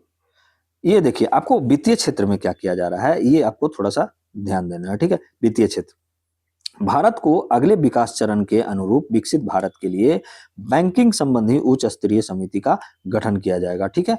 ये क्या किया जाएगा, गठन किया जाएगा। जैसे आपको देखिए यहाँ पे क्या है, आपका नगर निगम, जो आपका म्युनिसिपल बॉन्ड यानी नगर निगम बॉन्ड आपका जारी किया जाएगा। ये क्या करता है, जैसे केंद्र और राज्य सरकार अपना बॉन्ड जारी करते हैं ना, उसी तरह नगर निगम भी अपना बॉन्ड जारी करेगा, ताकि उससे पैसा 1,000 करोड़ से अधिक के म्युनिसिपल बॉन्ड्स के एकल निर्गम के लिए 100 करोड़ रुपया का प्रोत्साहन अमृत के तहत वर्तमान योजना में योजना जारी होंगे रहेंगे। और पावर फाइनेंस कॉरपोरेशन और रूरल ग्रामीण विद्युत निगम कॉरपोरेशन का पुनर्गठन किया जाएगा। और विदेशी विनियमन प्रबंधन जो होता है आपका फेमा जो एक्ट है, उसमें आपका सुधार कर किया जाएगा। तो ये कहीं ना कहीं संकेत दे रहा है, ठीक है। नियम व्यापक समीक्षा होगा। और बाजार निर्माण ढांचा और कॉर्पोरेट बॉन्ड पर कुल रिटर्न स्वैप की शुरुआत किया जाएगा। तो ये आप याद रखिएगा, ओके। और वित्तीय क्षेत्र के लिए जो कर प्रस्ताव है, वित्तीय क्षेत्र के लिए कर प्रस्ताव है, देखिए जो फ्यूचर पर मतलब जो शेयर मार्केट में जो मतलब ट्रेड्स करते हैं, मान लिया जाए कि मतलब जो कि खेलते हैं, ट्रेडिंग करते हैं, वो क्या करते हैं, फ्यूचर मार्केट जो फ्यूचर्स पर क्या होगा कि जो आपका सिक्योरिटी एसटीटी, ठीक है, आपका एसटीटी जो आपका क्या फुल फॉर्म होता है, सिक्योरिटीज ट्रांजैक्शन ट्रांजैक्शन टैक्स। देखिए सिक्योरिटी ट्रांजैक्शन टैक्स जो है 0.2% से बढ़ाकर 0.5% 0.05% कर दिया गया है। मतलब क्या हुआ है, जैसे मान लिया जाए कि कोई आपका फ्यूचर ट्रेडर्स आपका क्या है, ट्रेडर्स क्या कर रहा है आपका कि लगभग वो ये क्या है कि इतने कमाई ये कर रहा है आपका, ठीक है। मान लिया जाए कि वो इतने का ट्रेड किया, ठीक है आपका, तो और उस पर कितना टैक्स लगेगा, मान लिया जाए। एक मिनट मैं आपको यहाँ पे बता के दिखाता हूँ, ठीक है। ये आपको ट्रेड किया 0.05, ठीक है, 100%, ठीक है, टैक्स का। ये जब पॉइंट हटेगा तो यहाँ पे 2 जीरो आएगा, ठीक है। तो ये क्या है, 2 जीरो से 2 जीरो 2 जीरो 2 जीरो यानी 4 जीरो कर गया यहाँ पे 10 50 रुपया, 50 रुपया का प्रतिदिन आ गया। जो पहले क्या था, 0.2 करते हैं तो 20 रुपया प्रतिदिन इसको टैक्स देना पड़ता था, ठीक है। तो यही बता रहा है कि फ्यूचर पर एसटी को जो सिक्योरिटी ट्रांजेक्शन टैक्स को 0.02 से परसेंट से बढ़ाकर 0.0% कर दिया गया है। और ऑप्शन जो प्रीमियम जो है, ऑप्शन प्रीमियम और ऑप्शन के चयन पर जो है आपका ट्रेडिंग पर क्या है कि ये 0% से बढ़ाकर क्या कर दिया गया है, 0.1 टू 25 से बढ़ाकर, ये दोनों से बढ़ाकर क्या कर दिया गया था, 0.15% कर दिया है, ठीक है, ठीक है। तो ये आप याद रखिएगा। देखिए क्या है ना कि फ्यूचर पर और जो आपका ऑप्शन पर करता है, जो ऐसे शेयर मार्केट में खरीदता है ना, उस पर ये टैक्स नहीं लगा है। तो ये भी आप याद रखिएगा, ओके। अब हम लोग थोड़ा सा बढ़ते हैं कृषि क्षेत्र पर, ठीक है। देखिए कृषि क्षेत्र, कृषि और संबंध क्षेत्रों पर उत्पादकता बढ़ाकर किसानों की आय बढ़ाना यहाँ पे है। तो क्या कहा गया है यहाँ पे, थोड़ा सा ये भी हम लोग थोड़ा सा देख लेते हैं कि देखिए भारत में जो विस्तार हुआ है आपका, भारत में जो विस्तार हुआ है, ठीक है, भारत विस्तार, ठीक है। ये क्या करेगा, एआई को मतलब क्या करना है, एआई को आपको एग्रीकल्चर से आपका एग्रीकल्चर में इंट्रोड्यूस करना है, ठीक है। एग्रीकल्चर में इंट्रोड्यूस करना है, यानी एआई प्रणाली के साथ कृषि प्रतिवेदियों के संबंध में एग्री स्टेक पोर्टल और आईसीएआर पैकेज को एकीकृत करना है, ठीक है। और दूसरा क्या है, चंदन जो आपका सैंडवुड, देखिए ये भी आया था, लेकिन मैं आज न्यूज में नहीं लगाया हूँ, कल मतलब पूरे आपको जानकारी होते होते मतलब ये पढ़ा दिया जाएगा, ठीक है। देखिए सैंडवुड जो है आपका, चंदन की जो लकड़ी पेड़ है, उसको क्या क्या है, कल्चर कल्चर को प्रमोट करना है, मतलब पेड़ लगाने का आपको प्रोत्साहित करना है, ठीक है। पेड़ लगाया जाएगा, ठीक है। तो ये भी आप याद रखिएगा। संकेंद्रित खेती और कटाई उपरांत प्रसंस्करण करना है। मत्स्य जैसे फिशरीज में आपका हो गया, क्या है कि 500 नया अमृत सरोवर के आपका किया जाएगा, यानी रिजर्वायर बनाया जाएगा, ठीक है। तो ये आप याद रखिएगा, मत्स्य पालन के लिए 500 जलाशयों का अमृत सरोवर की एकीकृत किया जाएगा। और आपको क्या है कि भारतीय काजू और कोक जो है कोको को लिए समर्पित कार्यक्रम भी चलाए जाएंगे, तो ये भी आप याद रखिएगा। उच्च मूल्य की कृषि की सहायता किया जाएगा, पशुपालन के लिए भी काम किया जाएगा, ग्रामीण और शहरी क्षेत्र के आसपास रोजगार सृजन आपका की सुविधा हेतु क्षेत्र में उद्यमिता पर किया जाएगा। और पशु चिकित्सा एवं अर्ध पशु चिकित्सा महाविद्यालय, पशु चिकित्सा अस्पतालें, ये सब आपका क्या किया जाएगा, सहायता योजना चलाए जाएंगे। और बागवानी के लिए समर्पित कार्यक्रम भी होगा। पुराने कम उपज वाले फल उद्यानों का आपका क्या है का कल्याण तथा अखरोट, बादाम और खुमानी की उच्च घनत्व कृषि क्षेत्र को क्या करना है, बढ़ाना है। तो ये आपका कृषि क्षेत्र पे हो गया। आगे चलते हैं हम लोग, क्या बोल रहा है यहाँ पे, एक मिनट। आपका देखिए कर प्रस्ताव जो है आपका, देखिए यहाँ पे कहा गया है, एक मिनट आपको ये भी देखते हैं। अन्य आर्थिक क्षेत्र या गहरे समुद्र में भारतीय मत्स्य जलायनों द्वारा पकड़ी गई मछलियों को ड्यूटी मुक्त करना है। विदेशी पतन पर ऐसी मछलियों को लैंडिंग को वस्तुओं को निर्यात मानना है, ठीक है।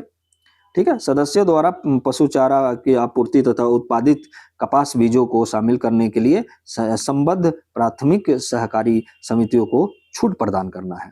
ओके, अंतर सरकारी सहकारी समिति का लाभांश आय को नई कर व्यवस्था के अंतर्गत कटौती के रूप में अनुमति देना और जो इसके सदस्य में वितरित किया जाएगा, ठीक है। ओके, तो ये है, ठीक है। आगे बढ़ते हैं हम लोग। वैसा कुछ इसमें अवसंरचना की बात करते हैं, ठीक है। आपका इंफ्रास्ट्रक्चर पे क्या है, तो ये थोड़ा सा हम लोग देख लेते हैं। देखिए क्या है ना कि पहले इसमें क्या कहा गया है, देखिए थोड़ा सा ये हम लोग देखते हैं। देखिए जो पहला जो फाइनेंशियल ईयर था आपका 2015 तक जो है ना आपका क्या है कि मात्र 2 लाख रुपया खर्चा किया जाता था, सॉरी 2 लाख करोड़ रुपया, ठीक है। 2 लाख करोड़ रुपया खर्चा होता था अवसंरचना पर, और अब जो है आपका 12.2 लाख यानी 12 पॉइंट आपका 2 लाख करोड़ रुपया खर्चा होता है किस पे, अवसंरचना पर, ठीक है। तो ये कहीं ना कहीं हमारा क्या है कि अवसंरचना पर पहले के अकॉर्डिंग कई गुना में बढ़ोतरी हुई है। देखिए सार्वजनिक अवसंरचना को बड़े पैमाने पर बढ़ाने हेतु विभिन्न पहल INVIT, REIT, NIIF और NABFID, ठीक है। 5 लाख की जनसंख्या से अधिक आबादी वाले शहरों जैसे टियर 2, टियर 3 में अवसंरचना के विकास पर ध्यान केंद्रित किया जाएगा। यहाँ पे एक चीज और है, आपको देखिए यहाँ पे मैं बता देता हूँ क्या है, एक मिनट आपको क्या है यहाँ पे, थोड़ा बड़ा करता हूँ मिनट, कि माल ढुलाई के लिए ना, देखिए माल ढुलाई के लिए क्या है कि ये क्या है, देखिए ये पॉइंट देखिएगा, पूर्व में डाकुनी से लेकर पश्चिम में जो सूरत को जोड़ने वाले एक नए समर्थित माल ढुलाई गलियारे की स्थापना किया जाएगा, ठीक है। तो ये पॉइंट है आपको नोट करने लायक है, ठीक है। कि पूर्व में, जैसे पूर्व में क्या है, जो पश्चिम बंगाल में जो डाकुनी है, डाकुनी से लेकर पूर्व में जो डाकुनी है पश्चिम बंगाल में, वहां से लेकर पश्चिम में जो सूरत है उसको जोड़ेगा, इसके लिए माल ढुलाई गलियारा कॉरिडोर बनाया जाएगा, ठीक है। तो ये आप याद रखिएगा। और आपका देखिए ऐसे तो यहाँ पे आप देखिएगा, ऋणकर्ताओं को सुव्यवस्थित आंशिक क्रेडिट गारंटी प्रदान करने के लिए संरचना जोखिम गारंटी निधि स्थापित करेगा। समर्पित RIT की स्थापना करके CPA-SE को रियल एस्टेट अस्तित्वों को रिसाइकलिंग करना होगा। ये आप जो है ये पॉइंट आप याद रखिएगा। पूर्व में डाकनी से लेकर आपका पश्चिम में सूरत को जोड़ने के लिए एक नए समर्थित माल ढुलाई गलियारा की स्थापना करना है। और क्या करना है, यहाँ पे देखिए प्रचुर खनिज वाले इलाकों, ठीक है, 20 नए राष्ट्रीय जल मार्ग की चालू करना है, ठीक है। तो ये जो होगा ना आपको कि 20 न्यू नेशनल वाटर वेज आपका खोले जाएंगे, तो ये भी आप याद रखिएगा।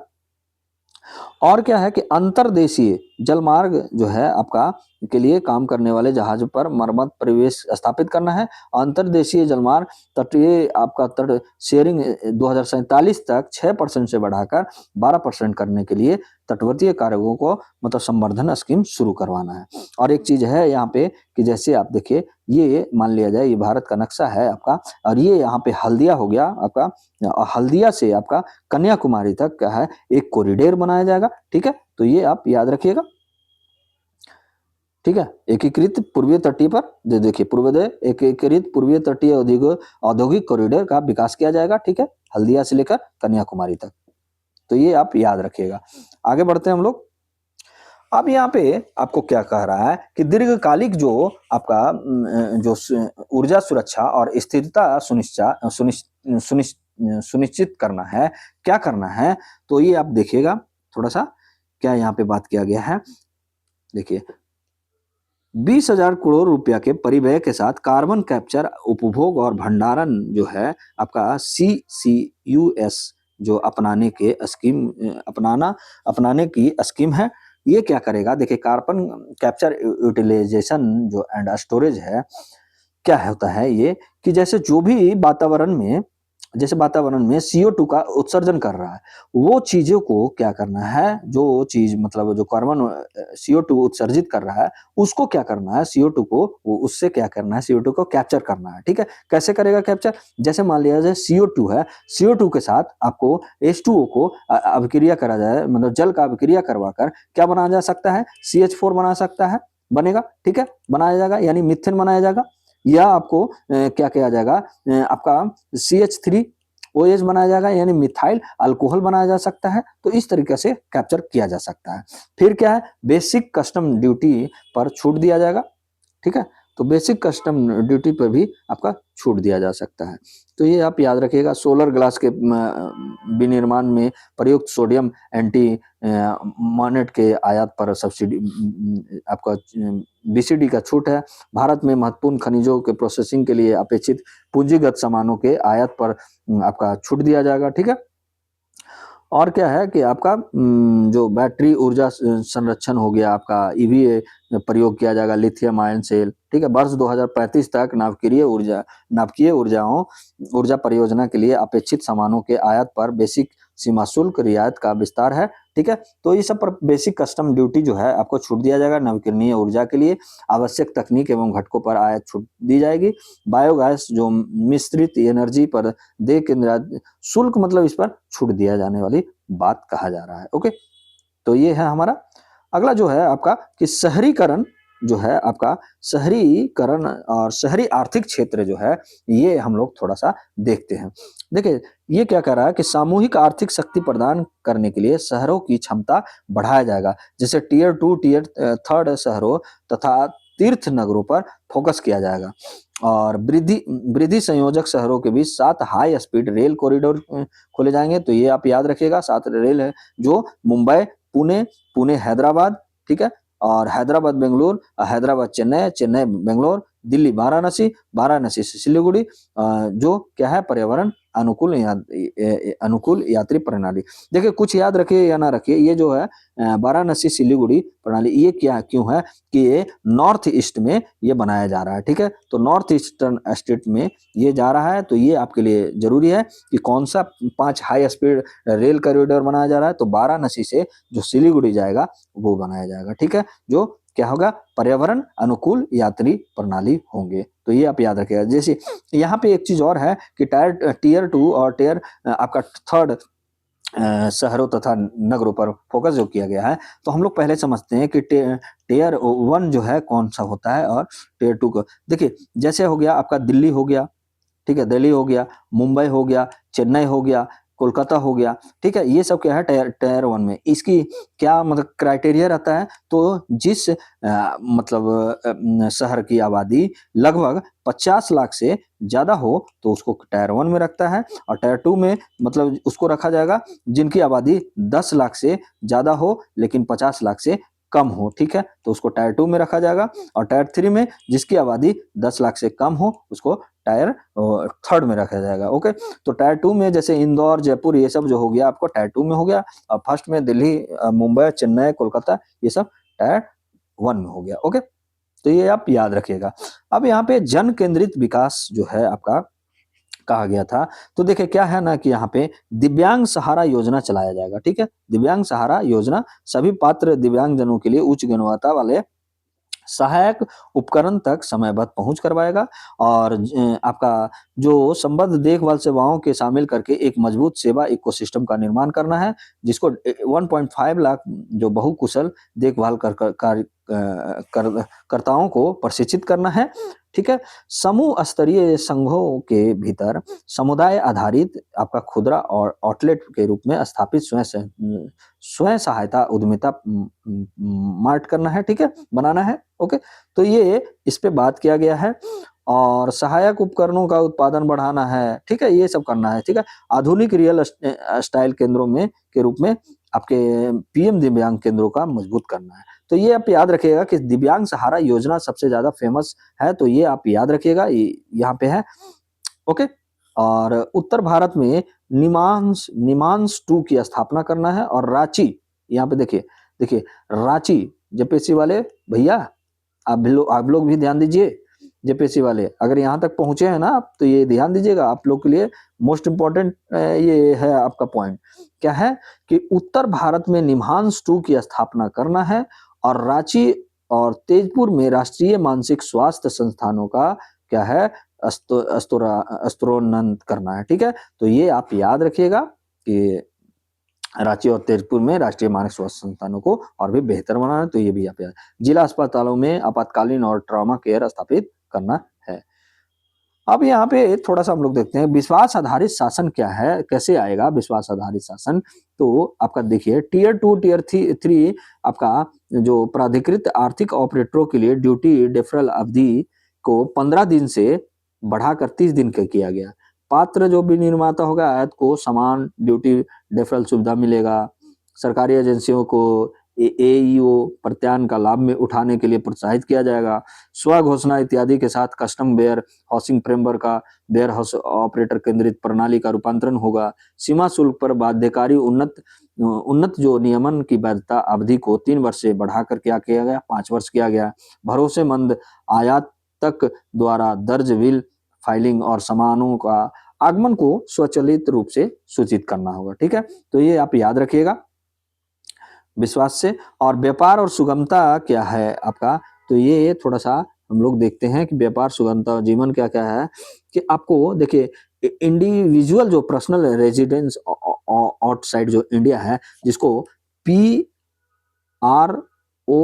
जो बोला जाता है, मतलब ये बाहर विदेशी जो बाहर रहने वाले को पोर्टफोलियो निवेश स्कीम जो होता है PIAS के माध्यम से क्या किया जाएगा, सूचीबद्ध भारतीय कंपनी के इक्विटी लिखितों में निवेश करने की अनुमति दिया जाएगा। वास्तविक व्यक्ति को मोटर दुर्घटना दावा न्यायाधिकरण द्वारा अधिनिर्णित ब्याज आयकर से छूट दी जाएगी। और इस परियोजना से कोई TDS प्रभावित नहीं किया जाएगा। ओके, और विदेशी टूर प्रोग्राम पैकेज की बिक्री पर TCS जो है दर को बिना किसी धनराशि के निर्धारण के 5% और 20% से घटाकर 2% कर दिया गया है, तो ये भी आप नोट कर लीजिएगा।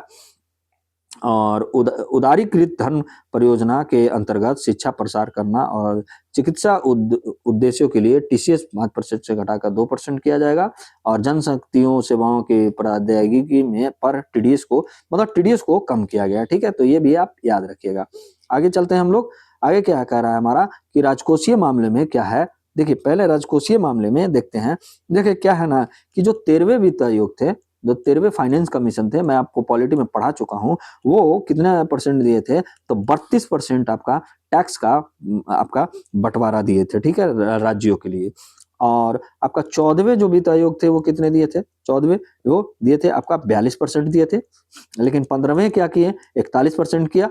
और अब जो 16वें हैं वो भी क्या किए हैं, 41%। ठीक है, तो 41% ही हमारा जो क्या रहा है प्रतिशत वितरण के उर्ध्वर हिस्से को आपका बनाए रखने संबंधी आयोग की सिफारिश को स्वीकार किया गया है और वित्त आयोग अनुदान के रूप में वित्त वर्ष 2026-27 के लिए राज्यों को 1.4 लाख करोड़ का प्रावधान किया है। तो ये भी आप याद रखिएगा। इन्हें ग्रामीण तथा शहरी स्थानीय निकाय आपदा प्रबंधन का अनुदान शामिल है इनमें, ठीक है। तो ये भी आप याद रखिएगा। और क्या है आपका, सरकार जो है क्या कर रहा है आपका, राजकोषीय समेकन में केंद्र सरकार वर्ष 2030 तक क्या है 50+1% की जीडीपी और ऋण का अनुपात प्राप्त करने का लक्ष्य रखा है। मतलब क्या हुआ इसका कि जीडीपी प्लस जो है आपका लोन जो इक्वल टू कितना रखेगा 50 प्लस आपका ±1 रखेगा। तो ये आप याद रखिएगा।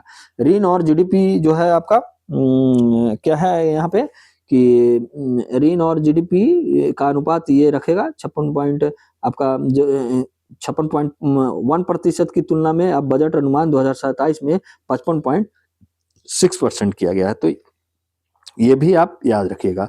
और जो हमारा राजकोषीय घाटा के बारे में बोल रहा है कि राजकोषीय जो घाटा है फिजिकल डिफिसिट है वो 2025-26 कितना था 4.4 अनुमानित किया गया था, लेकिन अब जो है आपका 2026-27 के लिए 4.3% रखा गया है। तो ये भी आप याद रखिएगा।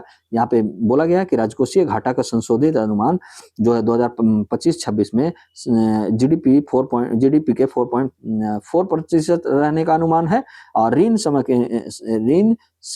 समेकन के नए राजकोषीय सुविचारित जो प्रयास के अनुरूप बजट अनुमान 2026-27 में राजकोषीय घाटा 4.3% रहने का अनुमान है, ठीक है। तो ये भी आप याद रखिएगा। और घाटे की प्रवृत्ति देखिए, जैसे मतलब हो गया आपका जो है आपका यहाँ से कि किससे उधारी लिया जाता है, क्या लिया जाता है, ठीक है। तो ये भी आपको देखना है। देखिए रुपया कहाँ से आता है और कहाँ जाता है, तो ये आप याद रखिएगा। देखिए रुपया जो आपका कहाँ से आ रहा है, तो सबसे ज्यादा जो आ रहा है ना आपका उधारी से आ रहा है, ठीक है। यहाँ पे बोरोइंग से आ रहा है 24% आ रहा है। और उसके बाद कहाँ से आ रहा है, इनकम टैक्स से आ रहा है। तो फर्स्ट में उधारी से, सेकंड में आपका इनकम टैक्स से, थर्ड में आपका कॉर्पोरेट टैक्स से 18%। तो इनकम टैक्स कहीं ना कहीं आपका ये जो डायरेक्ट टैक्स जो होता है ना उससे ज्यादा आ रहा है। तो ऐसे भी पूछ सकता है डायरेक्ट टैक्स से। तो और फिर उसके बाद जीएसटी से आ रहा है 4th नंबर पे, ठीक है। उसके बाद नॉन टैक्स जो है आपका रेवेन्यू से आ रहा है, ठीक है। तो ये आप याद रखिएगा कि सबसे ज्यादा कहाँ से आ रहा है आपका उधारी से, ठीक है। वॉरिंग एंड लाइबिलिटीज से 24%, उसके बाद इनकम टैक्स, उसके बाद कॉर्पोरेट टैक्स, उसके बाद जीएसटी आता है। तो ये भी आप याद रखिएगा, ठीक है। तो रुपया कहाँ से आ रहा है ये हम लोग जान गए। अब रुपया कहाँ जा रहा है तो जरा ये भी देख लेते हैं। रुपया हमारा कहाँ जा रहा है, ये देखिए रुपया कहाँ जाता है। तो सबसे ज्यादा तो जाता है ना स्टेट शेयर में जाता है। स्टेट शेयर में 22% पैसा हम लोग जीडीपी का जाता है। दूसरा नंबर पे क्या जाता है आपका, दूसरा नंबर पे जाता है आपका, ये कहाँ जाता है, इंटरेस्ट यानी ब्याज भुगतान करने में 20% लगता है, ठीक है। पहला हो गया ये, दूसरा हो गया।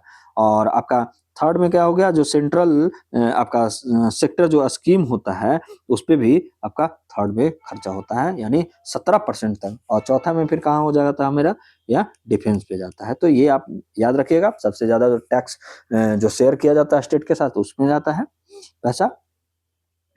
और कुल जो कर्जा जो हमारा लेगा ये भी याद रखिएगा। कुल जो कर्जा लेता है वो क्या होता है आपका, सॉरी डिफेंस पर 11% होता है। तो ये भी आप याद रखिएगा। ये प्राप्तियां जो होता है थोड़ा सा हम लोग ये भी देखते हैं कि कहाँ कहाँ से प्राप्तियां होगा।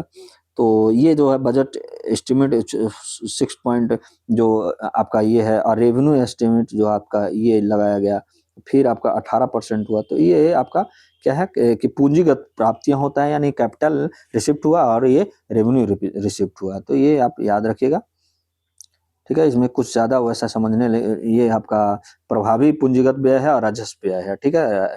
आपका रेवेन्यू एक्सपेंडिचर है और ये कैपिटल एक्सपेंडिचर है, ओके। तो ये कहीं ना कहीं देखिए राजस्व जो है एक्सपेंडिचर हमारा ज्यादा है और कैपिटल एक्सपेंडिचर हमारा कम है। तो कहीं ना कहीं ये हमारे लिए खराब है, ठीक है। और ये अच्छा है क्योंकि पूंजीगत व्यय जो है आपको कहीं ना कहीं कैपिटल बनाता है। मजबूत आर्थिक आधार क्या प्राप्त है, तो ये भी आप देख लीजिएगा, ठीक है। ऐसा कुछ और नहीं है इसमें। और यहाँ पे थोड़ा-सा एक चीज़ मैं समझाने का कोशिश कर रहा था आपको, देखिएगा 1 मिनट, ठीक है? जैसे देखिए क्या है, यहाँ पे क्या है आपका फिजिकल डेफिसिट, ठीक है? तो फिजिकल डेफिसिट जो है आपका कितना है 4.3 का अनुमान रखा गया है, ठीक है? लेकिन आइडियल जो होता है आपका 3% होना चाहिए, ठीक है? तो ये याद रखिएगा, जिसको कि क्या बोला जाता है, समस्त देनदारी इसमें जोड़ा जाता है राजकोषीय घाटा में। तो ये आप याद रखिएगा, जो समस्त देनदारी है वो राजकोषीय घाटा होता है कि इतना हमको देना है। और आपका जो कुल कमाई है आपका कितना हुआ है, कुल कमाई ये भी याद रखिएगा, भारत का जो कुल कमाई 2026 अनुमान लगाया गया है आपका 47 करोड़ रुपया आपको लगता है कुल कमाई अनुमान लगाया गया है, ठीक है? और रेवेन्यू डेफिसिट है आपका 1.5, जो पिछले वर्ष में पिछले 2 वर्षों से ये आपका कंटिन्यू बना हुआ है, तो ये भी आप याद रखिएगा। और आपका इफेक्टिव जो है आपका 0.3% है इफेक्टिव। तो ये जो से मतलब करना है, अनुमानित है, और जो अभी है 0.6% है, तो ये भी आप याद रखिएगा, ठीक है? और हमारा जो प्राइमरी डेफिसिट है आपका 0.7%, जो आइडियल होना चाहिए 0% होना चाहिए, तो ये भी आप याद रखिएगा, ठीक है? और पूंजी बनाने को हटाने के बाद जो होता है वो प्रभावी जो है आपका राजस्व में आता है। तो कुल जो हमारा सरकार कर्जा कितना लेगा, तो ये भी आप याद रखिएगा, कर्ज जो हमको लेगा ये 16,95,768 करोड़ रुपया, ठीक है? कुल कमाई करने के लिए 53 लाख में, ठीक है? तो ये भी आप याद रखिएगा। एक चीज और है यहाँ पे, थोड़ा आगे बढ़ते हैं, उसके बाद हम लोग देखते हैं। देखिए कहाँ-कहाँ क्या-क्या खर्चा किया है, तो देखिए ट्रांसपोर्ट पे हमारा सबसे ज़्यादा खर्चा किया गया है, आपका 5,98,520 करोड़, आपका रक्षा पे 5,94,000 आपका, तो पहला क्या है कि परिवहन पे खर्चा किया गया है, दूसरा आपका रक्षा पे, थर्ड आपका ग्रामीण विकास पे, तो ये 3 तो आपको याद करना ज़रूरी है, आपका फोर्थ में है आपका गृह कार्य पे, चौथा, ठीक है? 5वां जो है आपका कृषि और संबंध पे, शिक्षा पर आपका छठा में खर्चा किया गया 1,39,298 रुपया, ऊर्जा पे आपका 7वां नंबर पे है, स्वास्थ्य पे देखिए सबसे कम, ठीक है? 8वां नंबर पे आ जाता है, शहरी विकास पे आपका 9वां नंबर पे आ जाता है, आईटी दूरसंचार में 10वां नंबर पे आ जाता है, वाणिज्य और उद्योग में आपका 11वां नंबर पे आ जाता है। तो ये कहीं न कहीं, और आपका जो है देखिए आप कितना मतलब जो भी है लोक लुभावन वाली बातें हैं, आप समझ ही रहे होंगे, अगर पढ़ने वाले होंगे तो आप समझ गए होंगे, और नहीं है तो आप इससे पता ही चल गया होगा कि क्या दिया सरकार हमारे लिए। बाकी हमारे एग्ज़ाम के लिए ना किसी को कुछ भी। और एक चीज़ और डालिएगा, देखिए राजकोषीय घाटा, इस चीज़ को नोट कर लीजिएगा, राजकोषीय घाटा, ठीक है? बड़ा होता है किससे? राजस्व घाटा से, राजस्व घाटा से, ठीक है? आपको मैं इसका शॉर्ट फॉर्म में लिखा था क्योंकि मेरे पास इतना नहीं है। तो फिजिकल डेफिसिट, ठीक है, ग्रेटर देन रेवेन्यू डेफिसिट, और रेवेन्यू डेफिसिट ग्रेटर देन आपका प्राइमरी डेफिसिट, पीडी लिख देता हूं, और प्राइमरी डेफिसिट ग्रेटर देन आपका इफेक्टिव रेवेन्यू आपका डेफिसिट, ठीक है? यानी प्रभावी राजस्व घाटा। तो इस चीज को आप नोट कर लीजिएगा, ओके? ये आपको एग्जाम में पूछा जाता है, ठीक है? तो ये जो है ना आपको दिखाया गया है, और मैं एक चीज और आपको अभी दिखाता हूं। तो ये मैं आपको एक चीज और दिखाना चाहता हूं आपके लिए जो लगाया हूं, थोड़ा सा इसको भी हम लोग देख लेते हैं, ठीक है? देखिए क्या है कि मैं आपको पूरे तरीके से पढ़ा चुका हूं, अब थोड़ा सा इसमें हल्का हम लोग जानते हुए चलते हैं, ठीक है? थोड़ा इसको भी इसका भी उपयोग कर ही लेते हैं, ओके? तो ये क्या है, हमारा दिव्यांगजन को सशक्तिकरण करना है, दिव्यांगजन कौशल बनाना, कौशल योजना क्या है ये कौशल योजना? प्रत्येक दिव्यांग समूह को उद्योग अनुकूलन और विशिष्ट प्रशिक्षण के माध्यम से सम्मान से जीवन जीने का अवसरों का सुनिश्चित करना है। और दिव्यांग सहारा योजना क्या है, ये मैं आपको थोड़ा सा बता देता हूँ। Artificial limbs manufacturing corporation of India यानी एल्मिको को सहायक उपकरणों के उत्पादन को बढ़ाना, अनुसंधान एवं विकास में निवेश और एआई से एकीकरण हेतु सहायता करना है। और पीएम दिव्यासा केंद्र को सुदृढ़ करना है, और मॉडर्न रिटेल स्टाइल सेंटरों के रूप में आपका असिस्टिव टेक्नोलॉजी मार्ट्स की स्थापना की सहायता देना है। फिर अप्रत्यक्ष कर क्या है, सीमा शुल्क को शुल्क में छूट दिया गया है। नागरिकों को प्रशिक्षण एवं दूसरे एयरक्राफ्ट के निर्माण के लिए आवश्यक कलपुर्जे पर आधारभूत सीमाओं का छूट मिला है। विशेष आर्थिक क्षेत्र में डोमेस्टिक टैरिफ क्षेत्र में सक्षम विनिर्माण यूनिटों द्वारा बिक्री सुविधाओं पर सुविधाएं शुल्क में छूट दिया गया है। ठीक है, तो ये शुल्क जो है आपका अप्रत्यक्ष कर में आता है, तो यहाँ पे दिया गया है, तो ये आप याद रखिएगा। आगे बढ़ते हैं हम लोग। अप्रत्यक्ष कर फिर यहाँ पे आया है, क्या है कि नए निर्यात अवसरों के साथ व्यापार करने में आसानी होगा। एकल और अंतर संपर्क डिजिटल विंडो के द्वारा निर्बाध आपका प्रक्रिया को कार्गो क्लियरेंस की आवश्यकता का अनुमोदन होगा। सभी आपका कस्टम प्रक्रियाओं के लिए एकल एकीकृत और पैमाना आधारित प्लेटफॉर्म के रूप में 2 वर्षों में कस्टम एकीकृत प्रणाली एसआई की शुरुआत किया जाएगा। ठीक है, अप्रत्यक्ष कर में क्या क्या है, जीवन सुगमता की तरफ एक कदम बढ़ाया है। बनकती गत जो उपयोग के लिए आपका आयातित कर योग्य वस्तुओं पर 20 से आपका 10% टैरिफ रेट जो है आप किया गया है, मतलब 10-20% था जिसको 10% किया गया है। रोगियों, विशेषकर कैंसर रोगियों को राहत देने के लिए 17 ड्रग्स जो है दवाइयों और दवाओं के मूल सीमा शुल्क से हटाए जाएंगे। तो ये कहीं ना कहीं दवाओं पे भी जो है सीमा शुल्क। चिकित्सा में उपयोग, विशेष चिकित्सा परियोजना के लिए भोजन जो है आपका और दवाओं के व्यक्तिगत आपका आयात पर 7% से अधिक दुर्लभ बीमारियों में अतिरिक्त आयात शुल्क में क्या है छूट का प्रस्ताव दिया गया है। ठीक है, और ऊर्जा स्रोतों में क्या किया गया है, थोड़ा सा हम लोग ये देखते हैं। ऊर्जा स्रोतों में बदलाव क्या क्या है कि बैटरियों और बैटरी ऊर्जा भंडारण प्रणाली के लिए लिथियम आयन सेल के उत्पादन के लिए इस्तेमाल कैपिटल गुड्स पर जारी बुनियाद सीमा शुल्क छूट में बढ़ोतरी किया गया है। अब वर्ष 2035 तक न्यूक्लियर पावर परियोजनाओं के लिए आवश्यक वस्तुओं के आयात पर बुनियादी सीमा शुल्क छूट में बढ़ोतरी किया जाएगा।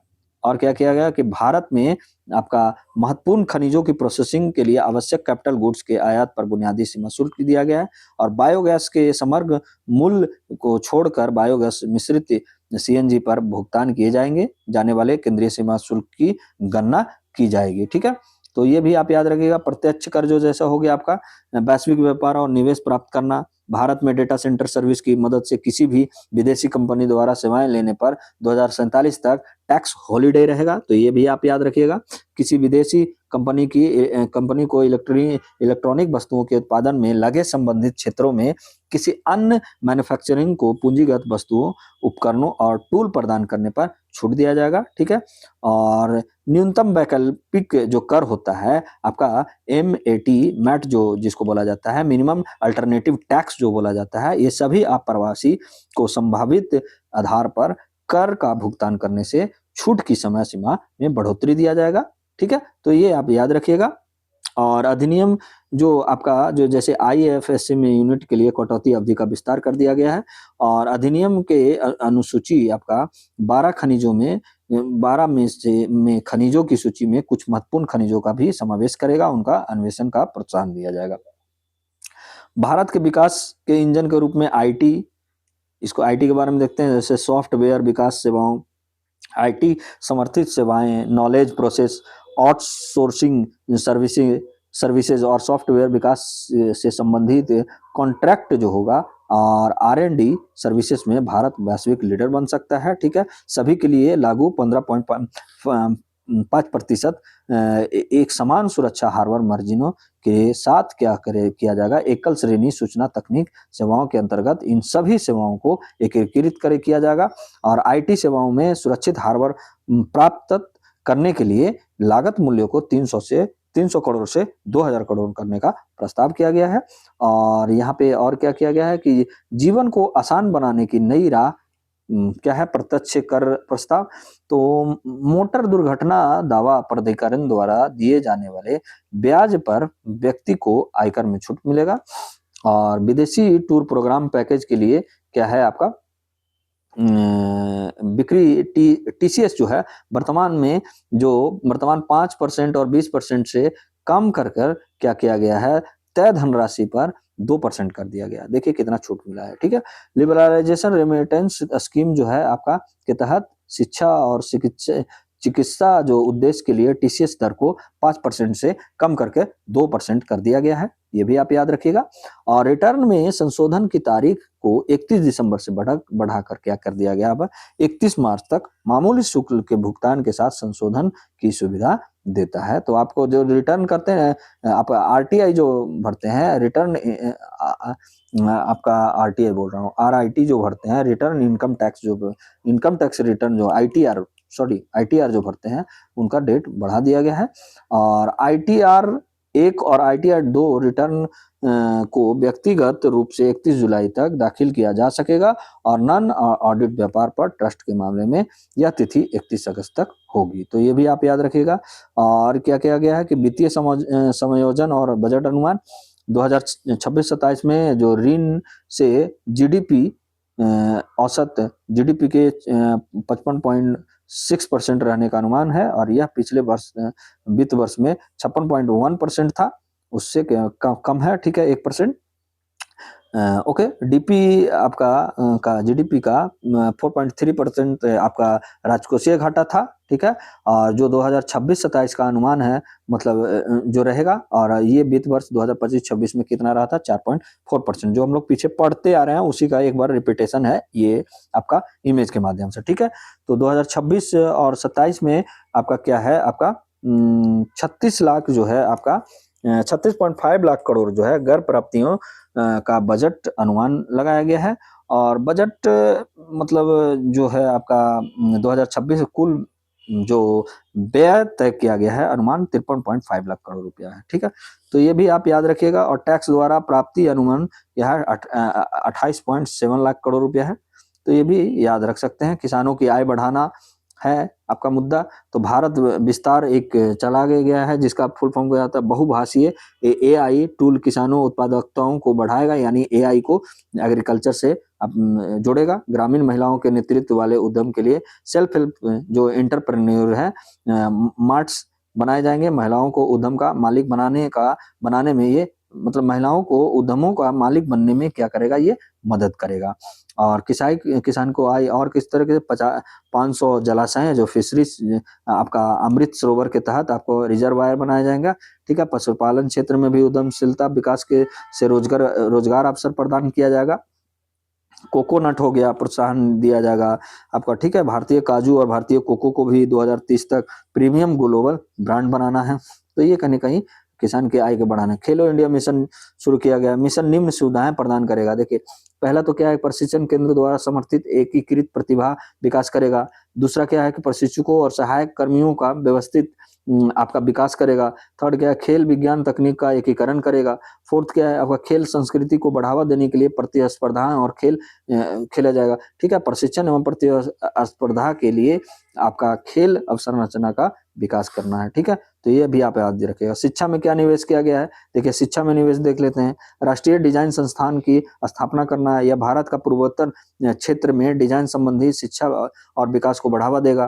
प्रमुख औद्योगिक और लॉजिस्टिक कॉरिडोर के आसपास 5 यूनिवर्सिटी टाउनशिप निर्मित किया जाएगा। तो ये आप याद रखिएगा, ठीक है। उस शिक्षा स्टेम संस्था में जो आपका साइंस आपका जो स्टेम जो चलाया जाता है, वो संस्थानों में हर जिले में एक छात्रावास की स्थापना किया जाएगा, ठीक है। तो ये भी आप याद रखिएगा।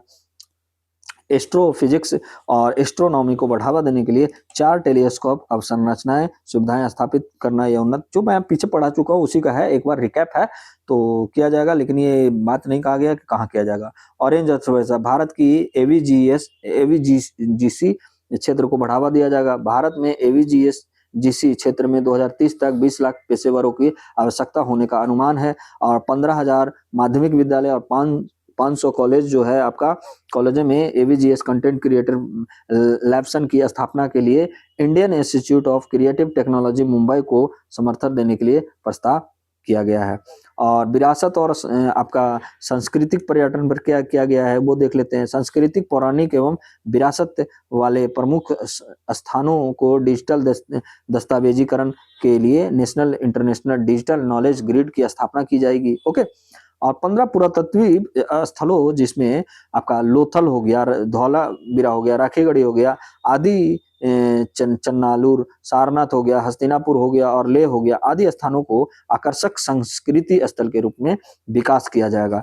दुर्गापुर में जो बेहतर नोडल आपका संपर्क के साथ एकीकृत पूर्वी समुद्र तटीय औद्योगिक गलियारे का विकास किया जाएगा। ठीक है, 5 पूर्वोदय राज्यों में 5 पर्यटन जो है स्थलों का निर्माण और आपका 4000 ई बसों का प्रावधान भी किया जाएगा। अरुणाचल प्रदेश, सिक्किम, असम, मणिपुर, मिजोरम, त्रिपुरा में क्या किया जाएगा, बौद्ध सर्किटों का निर्माण किया जाएगा, जो मैं आपको पीछे पढ़ा चुका हूँ।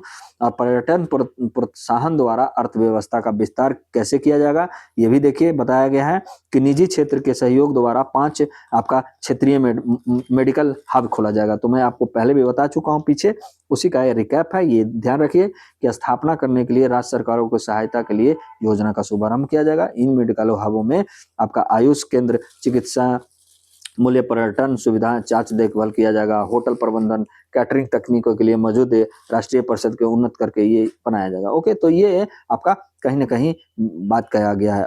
उच्च अधिकार प्राप्त जो अस्थायी समिति शिक्षा से रोजगार उद्यम के लिए क्या है, शिक्षा से रोजगार उद्यम नामक अस्थायी समिति बनाई जाएगी, जो विकसित भारत प्रमुख कारक के रूप में सेवा क्षेत्र पर ध्यान केंद्रित करते हुए उपायों की सिफारिश किया जाएगा। ठीक है, 2047 तक भारत को सेवा क्षेत्र में 10% वैश्विक हिस्सेदारी के साथ ग्लोबल लीडर बनाना है।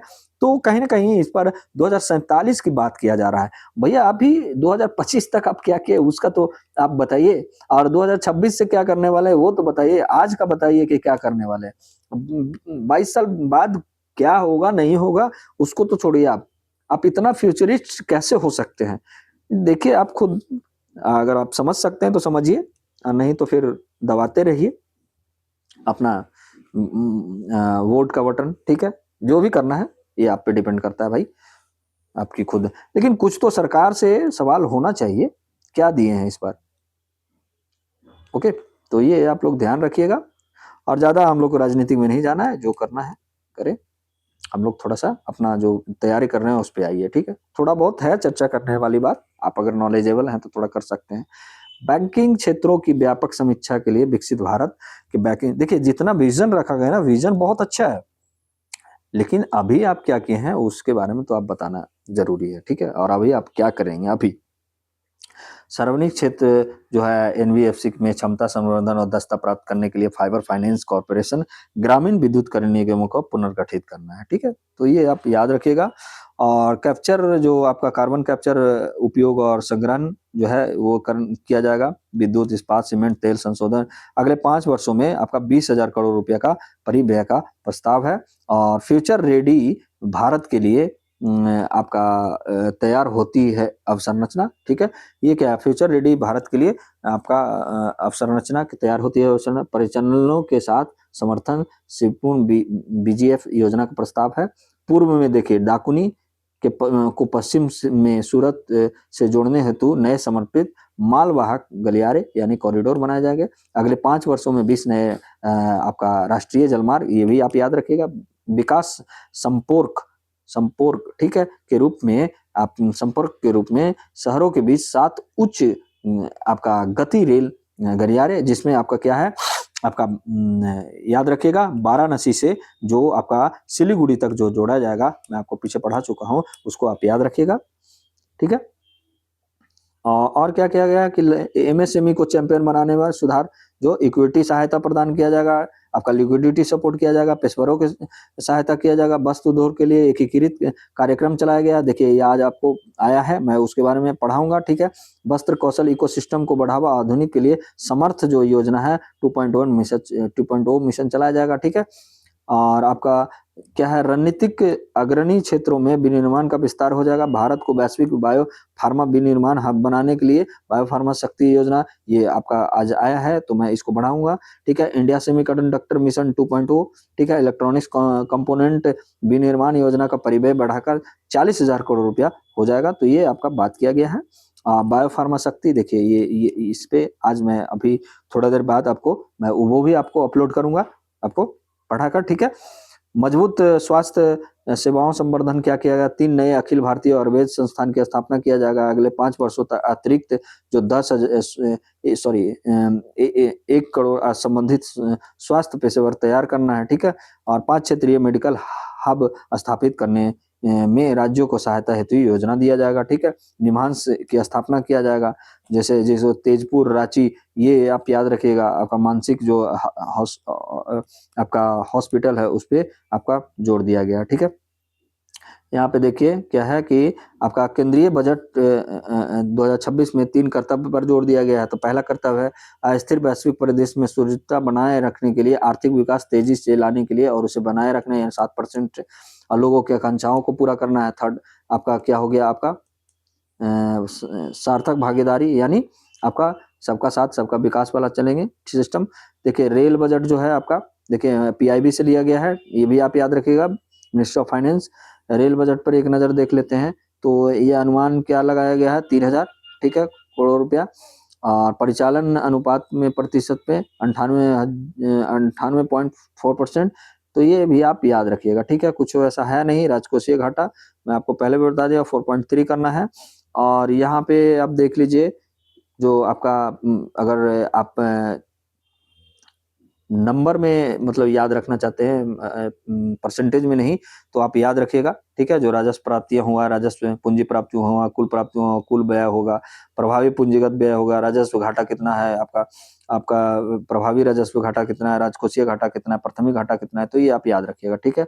तो आप ये देखिएगा कि बजट अनुमान जो है 17.1% जो हमारा क्या है, अनुमान है आपका पूंजीगत व्यय की प्राप्तियां, ठीक है। ये भी आप घाटे की प्रवृत्तियां भी देखिएगा कि कहाँ से क्या है प्रवृत्तियां, ठीक है। तो ये आप याद रखिएगा, रुपया कहाँ से आता है एवं व्यय कहाँ जाता है, तो ये भी आप याद रखिएगा, ठीक है। तो आपको बजट का क्लास कैसा लगा, प्लीज आप लोग हमें कमेंट करके जरूर बताइएगा। क्या आपको पूरी तरीके से समझ में आया या नहीं आया, वो भी आपको बताइएगा। और हमारा एक छोटा सा मुहिम है 1K का सब्सक्राइबर का, तो प्लीज आप लोग पूरा जरूर कीजिएगा। और जो पहले 1000 बच्चे सब्सक्राइबर रहेंगे उनको जब मैं ऐप लाऊंगा तो उस पे आपको स्टडी गिफ्ट आपको जरूर मिलेगा। तो ठीक है, आज के लिए बस इतना ही। आपको बैक टू बैक आपको द हिंदू भी अभी आने वाला है तुरंत, तो इसे आप देखिए, उसके बाद मैं उसको अपलोड करूंगा, ठीक है। तो आज के लिए बस इतना ही। जय हिंद, जय भारत।